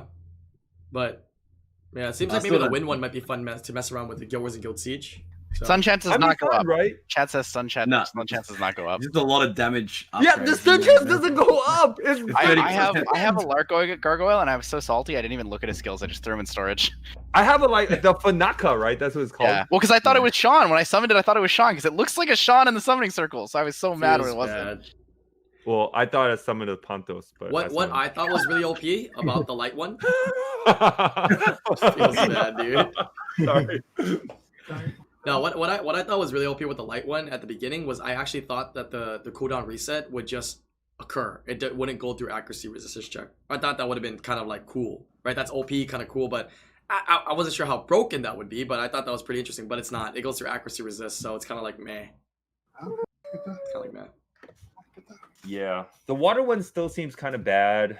The fire and dark one, I kind of took a look at it. They don't seem that good too, but I know the wind one seems okay if it does what it's supposed to do. AoE provoke every turn. Yeah, what I think we came up with some good suggestions a while ago. I forgot exactly what they were, but it was something along the lines of like having threat state and stuff like that incorporated as well here. That'd be kind of cool because it forces more hits and whatnot. But it doesn't seem like that happened. So I see. we'll see. We'll see what happens. Maybe some people find some cool comps, especially for Siege, right? Shake up maybe the defense and offense for Siege a little bit more, potentially through that. Last portion of this here that I wanted to discuss is the changes to Awakening for some of these units. Right, so Fire Panda is, I believe, the big winner of this one, but there's some other interesting ones as well. Fire Panda, now instead of getting resistance on his Awakening, he's going to be able to cleanse his entire team. His Calm Mind is a premium Calm Mind and cleanses the entire team. I have always been an advocate for Fire Panda. I've always told people, I don't think he's that bad, right? He's fine. He's always been a consistent unit for people that are early, mid-game, using it in a wide range of content. I still use it in Guild Wars for a really, really, really long time. But R5 with this- Doctor. Oh, R5 as well, yeah. R5 for sure. Now you got a tank frontline that's also a cleanser, half healer, right? It's a really strong defense breaker too for raids. Like three 50% chances on skill 1 is really nice. Am I the only one that thinks the Wind Panda should have it as well? Oh, that'd be busted. That'd be so OP. cool. That'd be OP. What do you mean? That'd be so cool. Yeah, That'd be yeah. so That toxic. would be cool. Dude, the wind one is very You scary. mean to dude. go past the magical arches? Sorry, what are those units? Supposedly. Did you mean to go past the magical arches? Yes, I don't have a Alright. single image of magic archers. Would you like to talk about them? Okay, go ahead. Talk about it. Magic archers. Go ahead. What do you have to say about mean, magic archers? Go The ahead. dark magical archer looks good for R5 now. Uh-huh. Got a high chance of ignoring defense. Yeah, too bad her stats Dude, suck. just BJR5. They buffed Fami. So can I Yeah, ask you a question? 72 Why does it matter if we buff the dark magical archer when all the 2 AO units are better for the same Yeah. job? But So- what I found interesting was that they buffed Fami. Does that mean they're bringing her back out again? No, because No it wasn't way. at a collab. Didn't they have like a? I don't know if they're contracted like a while ago when they started Summoners War, right? That was a long time ago they released That that. was a long time ago. So it's Yeah. still the only unit with a crit damage leader skill. So there's that. There's But- a. Oh, Go ahead. sorry. You go No, first. go ahead. I was just gonna say that There's magic a- archers. Oh no, what? Oh yeah, go There's ahead. a- You go ahead. Oh, You go ahead. fuck. You go ahead. There's the LD unit. But the that's magical really archers good are. Oh, for sorry. R5. Go ahead. My bad. Go ahead. Sorry. There is a LD unit that's really good for R5. I just Okay. told it. All right, dude. All Oh, right, dude. yeah. Wow, fresh, fresh, I saw it right when Instantly. he invited me. I was like, "That's the new one." fresh from the summoning pad, dude. Huh? New R5 lead, man. Whoever wants to R5, let me know. 25% lead. Wow, freshly open, mint condition, huh? Yep. This is like as much of a flex as the people who use Fire Art Master lead in BJ5. It's like, well, come on, dude. So magic archers, I think the changes that I saw, I mean, you guys can look through them, but nothing crazy, nothing out of the ordinary. And I thought it would be good if there could be 2 A's of them, right? Like a setup, but there probably won't be because of their 4-star counterparts, the Bethany and the Chris. So I don't think we'll expect any 2As from these magic archers, unfortunately. So they're kind of meh. Right? Maybe fun toys if you guys want to build them at best. The wind one was already good for R5. I think the wind one. Ardella, yeah. Ardella's easy to ruin. So easy. You get all that crit rate, all the crit damage for free. So easy. And then so's the dark one. The dark one is real. Whoa. The dark one is really good because like R5, you set the harmful effects in, and she just ignore defense, and that's it. And you mean ignore defense with a flip of a coin, right? No, it's it goes up now on the harmful effects now. Yeah, 15 per debuff means you're getting 75% chance on 5 debuffs, which is not super common right away. No, you get I don't know, like still kind of a coin flip. Well, what's the base chance of ignoring? 50, right? Does anyone 30? So you need what, 3 or 4 debuffs? I'm just reading it right now. I skipped reading the I think it's 30, right? Is it 30? No, someone says okay. Hold on. Let me look. 50? Attack I don't know. If consecutive- it's 50 plus 15, that's probably fine. If it's 30 plus 15, it's probably still attack kind of consecutively with 2 arrows. Each attack has a 30% chance to ignore defense. So you're getting 75 after 3 debuffs. Okay, so if you get 5 debuffs, you're at 100. If you have 5 debuffs. Not so maybe that R5. hard for R5. Not too hard for basic R5. Yeah. 5 people, right? Hey, anybody out there with Nefties? Also, maybe you could try it assuming out she for us? doesn't derf. Assuming she actually uses her skill 3, because those Anybody, units have terrible Ryan. AI. Anybody have like Nefties? Maybe we could try it out. Oh, hey, Thompson, you have Nefties, right? You try it out out for of us, here, man. Ryan. Let me test this out for us, dude. Imagine No, putting Brian. defense break No. and counting it as a harmful effect to ignore defense. Imagine asking somebody with a Manananan BJR5 team to do regular R5. But like I said, obviously more fun toys, right? So you're setting up debuffs or whatnot, I guess. They're kind of cool, but why wouldn't you just bring in a defense break if you're setting up debuffs and just nuke? Why you need to ignore defense, right? From Bethany. Okay, into these changes here of the Fire Panda. So what are your thoughts on the Fire Panda? Yes. Yeah. I think the dark and the wind one should both have it. Oh, that'd be so God. fun. That'd be so cool. What? The Calm Mind. So strong, dude. It's a strong Too strong, skill, dude. It's an AoE cleanse. That's so strong, dude. Yeah, but I mean, they're kind of out of meta right now, and I know a lot of people are trying to make like Dark Panda work, but like Dark Panda just need that extra push to be like a good LD unit. Also, Wind Panda could be back in meta if they had that. I mean, I think I've seen some people use Dark Panda. It's just really hard to ruin. But that thing in slot 5 pick does very well all the time when you need that damage dealer. It does very well as a slot 5 pick. I understand. Yeah. Same with the Wind Panda is really good slot 5 pick as well, but like Right. it's kind of falling out of meta, you know. I mean, if they give it to it, Wind Panda will be picked a lot more. I will use Wind Panda. Yeah, that thing is hard to I kill. like it. The hardest part about Wind Panda is that thing on the field is like you're just like, damn, I'm not killing that thing like right now. It's also I have to kill other stuff. supercharged back range, bro. A little supercharged. Yeah, it's so hard to kill, dude. But yeah, But I'd like to just see. imagine they buffed all the pandas to like, you know, this Annabelle skill kind of. They didn't. Yeah, that'd be very nice. They should change S2s for the water one. But anyways, moving on. Two. They should change it back. They should change it back. Let me enjoy a little bit, man. Look, can we change it back for like special league, and then after that, you know, just go back after that. Dude, the water one would synergize so well with like AoE cleanse and heal. Yo, Tyler, did your camera freeze, or do you just have a really itchy nose? I don't know. God damn, yeah, get it, dude. Get it. He's back. All right, there we go. He's He's back. There we go. We're good. Am I back? Hello? You're good. You're Yeah, good. back. You're good. The freeze frame was pretty good too. I want to know what it is. No, you free screen like with your hand like this, like just by your nose. That's it. Yeah, exactly like that. There he is. There he is again. Except his eyeballs are moving. Anyway, so moving on here with the awakenings. Dark Anubis. Silent. I summoned you on Silent. Is this gonna be OP now? Recovers your Tech W. recovers your HP by 50% of the damage dealt. You don't know what Change to do to with that unit. changes it to recovers the HP of all allies, including yourself. Oh, okay. Yeah, by 30% of the damage dealt. Congrats, David. Wait, did they nerf it? No, from first skill to second skill. Pierce Soul to Soul Devourer. Oh, I see. It's AoE, right? Or what is the second skill? Oh, the second skill is the That's one that's the the circle one. That's like the Commune second skill. Oh, interesting. Is that better then? Because the second skill is the one that's known to do a lot of damage. That thing nukes, right? The lower your HP, the more damage that thing does, or something like that. All right, as you can tell, Yeah. it's pretty OP. I don't own one, so I don't know. All Yeah, right, I have no Silent. idea. I'm gonna need you to test this out, Silent, and No let us know. idea. Any other ones from here that you guys were interested from the Awakenings? Anubis. This is our newest unit with Oblivion, guys. Yeah, we got the Ayunu now with Oblivion. Grants Oblivion for 2 turns with a 50% chance with each attack. Yeah, along with branding on that second skill. Thoughts? I really If you like bring it. it into like the Orion Commune comp, it still dies, right? Or it's But it revives. better? It revives. So It revives, but like it With revives what? and it can get killed again, right? It revives with a little HP. yeah, but it I has a don't know lot of if it attack. It does counter, that team. It revives with a They- lot of attack.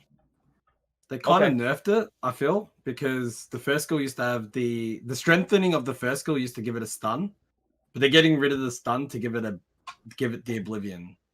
Oh.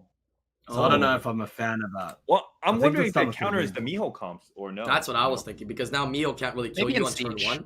Yeah, like the Clara Yen one, they can't kill you turn 1 because they kill you and you come back, right? So you can kind of like Oblivion, right?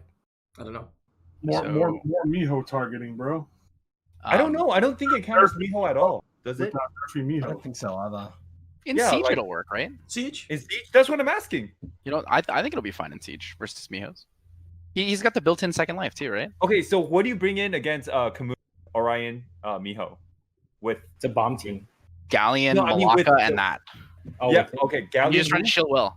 Galleon Malacca and that, or Galleon Sion and that, Well, and you just run Chill Will. Then Galleon Malacca, you could do anything. You don't even need that. Well, okay, so I mean, a lot of people run high, like even if you have high accuracy in your Malacca, like if you miss that bomb, it becomes way harder to kill the Miho, right? So the running the Ayunu now gives you the second chance, and it's pretty strong for that too. It's probably more consistent than Malacca is at killing Miho, I think. Okay. Does it been Because using so what Malacca. happens I if would you still feel skill to very- Oblivion the Miho, right? And then if it counter kills you, or like it hits you, and then the Commune kills you with a violent proc, you just come back to life with full attack bar, and you just kill the Miho. Well, I mean, if you miss the Oblivion though, it's 3 turns. So Yeah. I don't know if you could survive 3 turns. I think that's The why having Miho- both together will be really, Commune. really safe for a lot of people, right? Yeah, what So, what's the... Go The ahead. first skill Oblivions or the second skill Oblivion? Second Second skill. skill. Second skill. The 3 pin Oh, that cooldown. sucks. It's really bad. Yeah. Yeah. That's what I was thinking too. If it was first skill Oblivion, it would have been awesome. Being Yeah. a crazy unit, but second skill is like, don't know how I feel about And it. you can't put. You have to put on Will, because like if it gets reset, it's Dunzo. So man, I don't know about this unit. Yeah. Okay, I have to go, Brian, but I want to say the last thing before I leave is Sure. We're almost done. Akamamir, Pog. Why? I think Akamamir is a Pog. Why? What happened to him? He gets a speed lead. 24% Yeah, speed lead. Oh, I missed that too. Where is that? Wind global speed lead for free. It's below the Zaratu crit awakening. Oh, okay. Is that the only thing that's important under there? Because I don't think I have the image for that. Everything else Yeah, is basically it like fixes for things that were broken. Like Miho had a bug where she didn't work properly with Triana. Oh, And she's so not people working are like, properly. oh my god, they oh buffed shit. Miho. Yeah, They buffed her Miho. It's like again. no, they didn't buff Miho. They fixed her. She actually like didn't work as intended. At least they buffed her. She was so good, not working as intended. Right? If anything, it was probably it was more of a bug with Triana than it was like for Miho. But they're saying it was Miho's passive. Right. I guess we'll wrap it up here. Actually, so Chimera's just with a 50% crit rate and Wind Mermaid more speed. We talked about that. I guess the last thing, maybe you can go first, and Tyler, if you have to go. General thoughts on the whole balance patch, because like they're gonna listen into what we have to say, right? What'd you think about the balance patch? Right, your feedback. My initial thoughts on this were like a 2 out of 5, but I'm thinking leaning more towards like a 3 to a 3.5 out of 5. I think overall a lot of things are actually better. A lot more units got viability. A lot more units are seeing some light and potential. So I'm okay with what they've changed. Like the Monkey Kings, for example, now have more potential. So I think I'm willing to give it a 3 to a 3.5 out of 5. I do think that it's not necessarily going to shake up the meta, but I really hope it does. Yeah. If I can describe the patch in 5 words, I'm still sticking with what I said last night. I get it, but why? Is my opinion on the patch. You sound like a food critic. Okay. So good, Tyler. What about anybody else? Yeah, you can go anytime, Tyler, unless you want to stick around to the end here. But I can stick around for a couple minutes to hear what you guys have to say. okay, yeah, just final thoughts on what you got. You can give a rating. You can give your thoughts, what you're excited about, and what you're disappointed about for the balance patch here. I give it a 4 out of 5 because Cool. I really love the patch and what they did with it. I think even though they didn't nerf some units and some people might be upset of that, they buffed some units to counter those units that were pretty OP.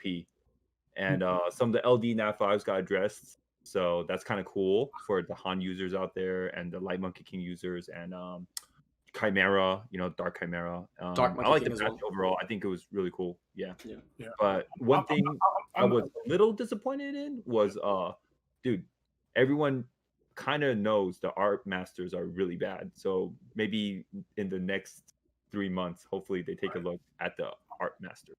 Yeah. I'm not going to give it a rating because I feel like everybody's rating is going to be skewed to what they have and how they got affected by it. So nobody's rating is going to be accurate. Let's hear yours. It's okay. We'll hear yours. We understand that, but what's yours? You have to pick one. I don't like. I'm not happy about the Beast Riders getting nerfed. Obviously, I'm a big time user of them, but I think it's the right thing to do. So from that standpoint, I think it's a good thing. I think buffing the monkeys was a big deal because that partially addresses the Hathor meta. That's still really a really toxic thing. It's still a top pick, in all the ranks you play in. And with the monkeys helping address that, and I think that inadvertently they didn't nerf the Miho. They gave you more options to deal with the Miho. They made the options of dealing with Miho better. The other thing is, like Thompson saying, the art masters are terrible, but at the same time, they're so new that it'd be wrong to balance patch them right now. You know what I mean? Like they're too new to say they're terrible, I guess. So it'd have to be like the next balance patch at best. But I'm sure they're going to address it because like they didn't waste a lot of time making such nice art and making them like good looking and stuff like that to be fucking useless. You know what I mean? And anytime a new unit comes out and it's useless, it just inhibits their pockets too. Because like, what's the rush to summon it? Like Beast Riders came out as a big push, a big rush to summon them. You know what I mean? Like Art Masters are out, like nobody's really going like off the chains going for it. Myself included. Do I summon a lot still? Yeah, but I'm not going off the chain for them. You know what I mean? So. Yeah, I think the balance patch was good. I think it was well needed, but like I said, people are still upset. But that's because you weren't affected. You were affected the wrong way by it, or what you wanted didn't happen. But you got to understand, with every buff, there has to be a nerf. With every nerf, every buff or nerf, it affects something else. So it's very hard to properly balance patch something. So you have to be patient in that sense with balance patches. I agree with everyone. Except where's the cracker buff, man? Oh, it's coming, bro. Thompson, I told you it's coming. Relax. We've been saying it's coming now. Well, they got the monkey this time, and last time they got the what do they get for? They got Laura for him. What else they get for him? Banana Man. It's coming, bro. Banana Man one's coming too. Don't worry. What's your general thoughts then, Ken? Disappointed? Not disappointed? Ratings? I like it. I actually really like the monkeys. I feel like I used them a good amount, so I'm pretty excited to use the win now. Yeah. How about you, Lucky? I think so if I was to rate it, probably be about 3 out of 5. It addresses the Gani Hathor side of the meta, but it doesn't address the RNG aspect of the meta, which is for me the more frustrating part. Gani Hathor requires some sort of skill to play, whereas RNG, like a coin flip to the side of match, is the most frustrating thing right now, personally for me when it comes to RTA. And it doesn't address it directly, but there are things in there that could help address it. Obviously, they came out with some more Oblivion options, or they strengthened some Oblivion units. And it should make it a bit easier to deal with, but we'll have to wait and see how it goes. Like, I'm kind of still a bit skeptical about it. I think it's going to be a lot better to deal with the CC side of things, but I don't think it addresses RNG. And that's the concern I have with the patch. Okay. Yeah, for me as well, balance patch was nice. It's always good whenever there's like Nat 5s, Nat 4s, and units that become interesting, right? For people to test and use, right? They actually look really interesting. Like, we're like, oh, I'm really curious to see how this mechanic is going to work and if it's going to shake it up. So I agree that, and I also agree to the fact that people are going to also dislike or give Compto some shit, as why on some stuff that has been going on, like certain units that we feel need more addressing. But I will say, I'm going to give it a little time. I'm going to let this balance patch hit, and I want to see what the state of RTA becomes. Like, what are the drafts becoming? What are they going to be looking like after this balance patch? Because it always changes, right? Even the last one, right at the beginning, people are like, oh, this doesn't really address much. But all the drafts changed, right? We saw a lot more druids. We saw a lot more, Beast Riders, coming in. So I'm curious to see what we're going to see now, right? What's going to start happening? What's going to start changing? One thing I will ask, though, is I would really like more consistent balance patches, right? Like, if they're like this, great. But let's make them more consistent. Like, maybe have a little bit more transparency with us. Come to us and let us know your thoughts, right? How many we expect to get. Like, give us a number, give us some transparency through that. And I mean, I'm still gonna shoot for asking for a balance patch at the end of every season. I think that's fair, right? We're running two and a half, 3 months of playing RTA. It would be very nice to see some changes every single time, right? Like this would be great. I'd rate this balance patch maybe 3 as well. Yeah, 3.5. Didn't the last balance patch happen at the end of the season? If I remember correctly, it happened in March, did it not? Wasn't that the end of the last season? Oh, did it? Yeah, I think the last balance patch happened right after the Legend Tournament again. Yeah. Oh, that's the timing. It's only because so the season maybe they felt are longer. doing So that. It's been pretty consistent. Okay. So yeah, the issue was that the last season didn't was see that. shorter. Like it was just squished down a little bit more, right? Right. So this season inherently felt longer. Therefore, it felt like it was longer since we had the balance patch. Right. Now- That's true. And that's the other thing to keep in mind. Like we all say, it's been so long, but it's literally been the RTA season, which is something that they've indicated that they wanted to do, right? That they wanted to do it at the end of each season. So they have been in line with that. It's just that this season felt a lot longer That's true. because That's fair. of I think- things happening. I think Not there was only one just things season, happening a though. lot and whatnot. Yeah, But I think there was one season though they did like mid-season. That's they why did a too. mid-season one. Yeah. Mhm. Yeah. The Shayna one, the twins one, right? Okay, I take that back then. I'll give some credit there. It seems like it's coming out at the end of every season. So if it's every season, then it's nice. So right, like I said, it's better that we kind of have something to look forward to, right? Than to be unknowingly we don't know when it's gonna happen. So solid. I think the developer said like they're gonna have buff patches every 3 months. Oh really? Yeah, they Okay. did come out and say that, I think, somewhere. Okay, good. That's good to know then. That's good to know. So should be very exciting. Hopefully you guys enjoy this. Let me hear your comments. Let me hear your thoughts. I know Comtos reads the comment section down below, so check it out. Read it. Put some comments down there. Let me see what you're excited about, what you want to see changed, right? Make sure you guys hit that like, and we're going to put the links to everybody's Twitch channel down below in the description to check them out.